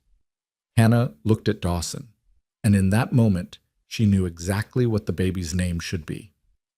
"Grace," she said. "Grace Sarah Baxter. Because she's a gift of grace we never expected, and because she honors the woman who came before." Dawson's breath caught. "You'd do that? Name her after Sarah?" "Sarah was part of your story, part of what made you who you are," Hannah said gently. "And this baby is part of our story, proof that love can bloom again after loss. Grace, Sarah, feels right." "It's perfect," Dawson whispered, pressing a kiss to Hannah's forehead. "You're perfect. Our family is perfect." The boys were allowed in shortly after, tiptoeing into the room with wide eyes and hushed voices. Samuel climbed carefully onto the bed to peer at his new sister. "She's tiny," he announced, "like a kitten." "She'll grow," Elijah said, but even he looked awed by the small person in their mother's arms. "Can I hold her?" Noah asked. Hannah showed them how to support the baby's head, and one by one, the boys held their new sister, their faces a mixture of curiosity and fierce protectiveness. This was their family now, Hannah thought. Not bound by blood alone, but by choice and love and shared determination to build something lasting. The first weeks with Grace were exhausting but joyful. Hannah recovered quickly from the birth, and Dawson proved to be a devoted father, walking the floors with Grace at night and changing diapers without complaint. The boys doted on their sister, with even Elijah, who'd been uncertain about becoming a big brother again at 13, melting into smiles whenever Grace grabbed his finger. As autumn painted the ranch in gold and crimson, Hannah stood on the porch one evening with Grace asleep in her arms and watched Dawson work with the boys in the corral below. He was teaching them to gentle a young horse, demonstrating patience and technique, while all three boys listened with rapt attention. This was her life now. Not the one she'd imagined when she'd married James all those years ago, full of grand adventures and impossible dreams. This was better, more real, more solid, more filled with genuine love and purpose. She had a home that couldn't be taken away, land in her own name, meaningful work teaching children, a husband who treated her as an equal partner, 4 healthy children, and a future that felt secure. She thought about that desperate woman who'd stood in the dusty street of Willow Creek with $20 and 3 frightened boys, begging for help from family who'd turned her away. That woman had felt like a failure, like someone the world had given up on. But she hadn't been a failure. She'd been at a crossroads, being pushed towards something better, even though she couldn't see it at the time. Thomas's rejection had forced her to the Circle B. The Circle B had led her to Dawson. Dawson had given her the foundation to rebuild not just her life, but herself. "Mama, look!" Samuel's voice carried across the yard. "I'm doing it! The horse likes me!" Hannah smiled and waved, then looked down at Grace, who was beginning to stir. The baby's eyes, blue like her father's, blinked open, and Hannah felt that rush of overwhelming love that still surprised her with its intensity. "You're so lucky, little one," she whispered to her daughter. "You're being born into safety and love, into a family that chose each other and fights for each other. You'll never know what it's like to be desperate or afraid, or wondering where your next meal will come from. That's my gift to you, the security I fought so hard to find." Dawson climbed the porch steps then, sweaty from work but smiling. "How are my girls?" "Perfect," Hannah said, and meant it. "We're absolutely perfect. He wrapped his arms around her from behind, careful not to jostle the baby, and they stood together watching the sun sink toward the mountains. The boys' laughter drifted up from the corral. Smoke rose from the chimney where Mrs. Abernathy was preparing supper. Cattle lowed in the distance. Everything spoke of life and continuity and home. "Happy?" Dawson asked softly, echoing the question he'd asked so many times before. "Completely," Hannah replied, the same answer she always gave, but with even more conviction now. "I have everything I need right here. You, the boys, Grace, this land, this life we've built. It's more than I ever dreamed possible." "We've come a long way," Dawson mused. "Both of us. From loss and loneliness to this, to family and purpose and joy." "The road was hard," Hannah acknowledged, "but I wouldn't change it. Every difficulty, every setback, every moment of despair, it all led here. To this moment, to this family, to this home." She turned in his arms so she could see his face, this man who'd given her so much more than shelter and employment, who'd given her back herself and shown her what real partnership looked like, who loved her with a steady, unwavering devotion that made her feel cherished every single day. "Thank you," she said, "for seeing me that day when I drove up desperate and afraid, for taking a chance on a widow with 3 children and nothing to offer but hard work, for showing me what home really means." "Thank you for letting me," Dawson replied, "for trusting me with your heart when you had every reason to guard it carefully, for bringing life and laughter back to this ranch, for giving me a family again." He pressed a kiss to the top of Grace's head, then to Hannah's lips, "for giving me a reason to believe in second chances." As the last light faded from the sky and stars began to emerge, they went inside together. The house was warm and bright, filled with the sounds of family, Mrs. Abernathy calling them to supper, the boys arguing good-naturedly about whose turn it was to set the table, the crackle of the fire in the hearth. Hannah looked around the room at all these faces she loved, at this life she'd built from the ashes of loss and desperation, and felt peace settle into her bones. She was home, not just in a physical place, though the Circle B would always be that for her, but home in a deeper sense, in herself, in her relationships, in the knowledge that she was exactly where she belonged. The widow who'd found home again was a widow no more. She was a wife, a mother, a teacher, a partner. She was Hannah Crawford Baxter, and she'd earned every bit of joy she now held. From rejection to belonging, from sorrow to joy, from desperation to abundance, the journey had been long and hard and sometimes unbearable, but it had brought her here, to this moment, to this family, to this love, and that made every struggle worth it. As they gathered around the table for supper, Dawson at one end and Hannah at the other with their children between them, "Someone, Samuel probably," said Grace. Hannah listened to the familiar words with her hand resting over her heart, feeling the locket there with its photographs of her family, and added her own silent prayer of thanksgiving. For second chances, for grace that blooms from dust, for love that heals old wounds, for family chosen and built with intention and care, for home, finally and forever found. For all of it, every beautiful, hard-won bit of it, thank you.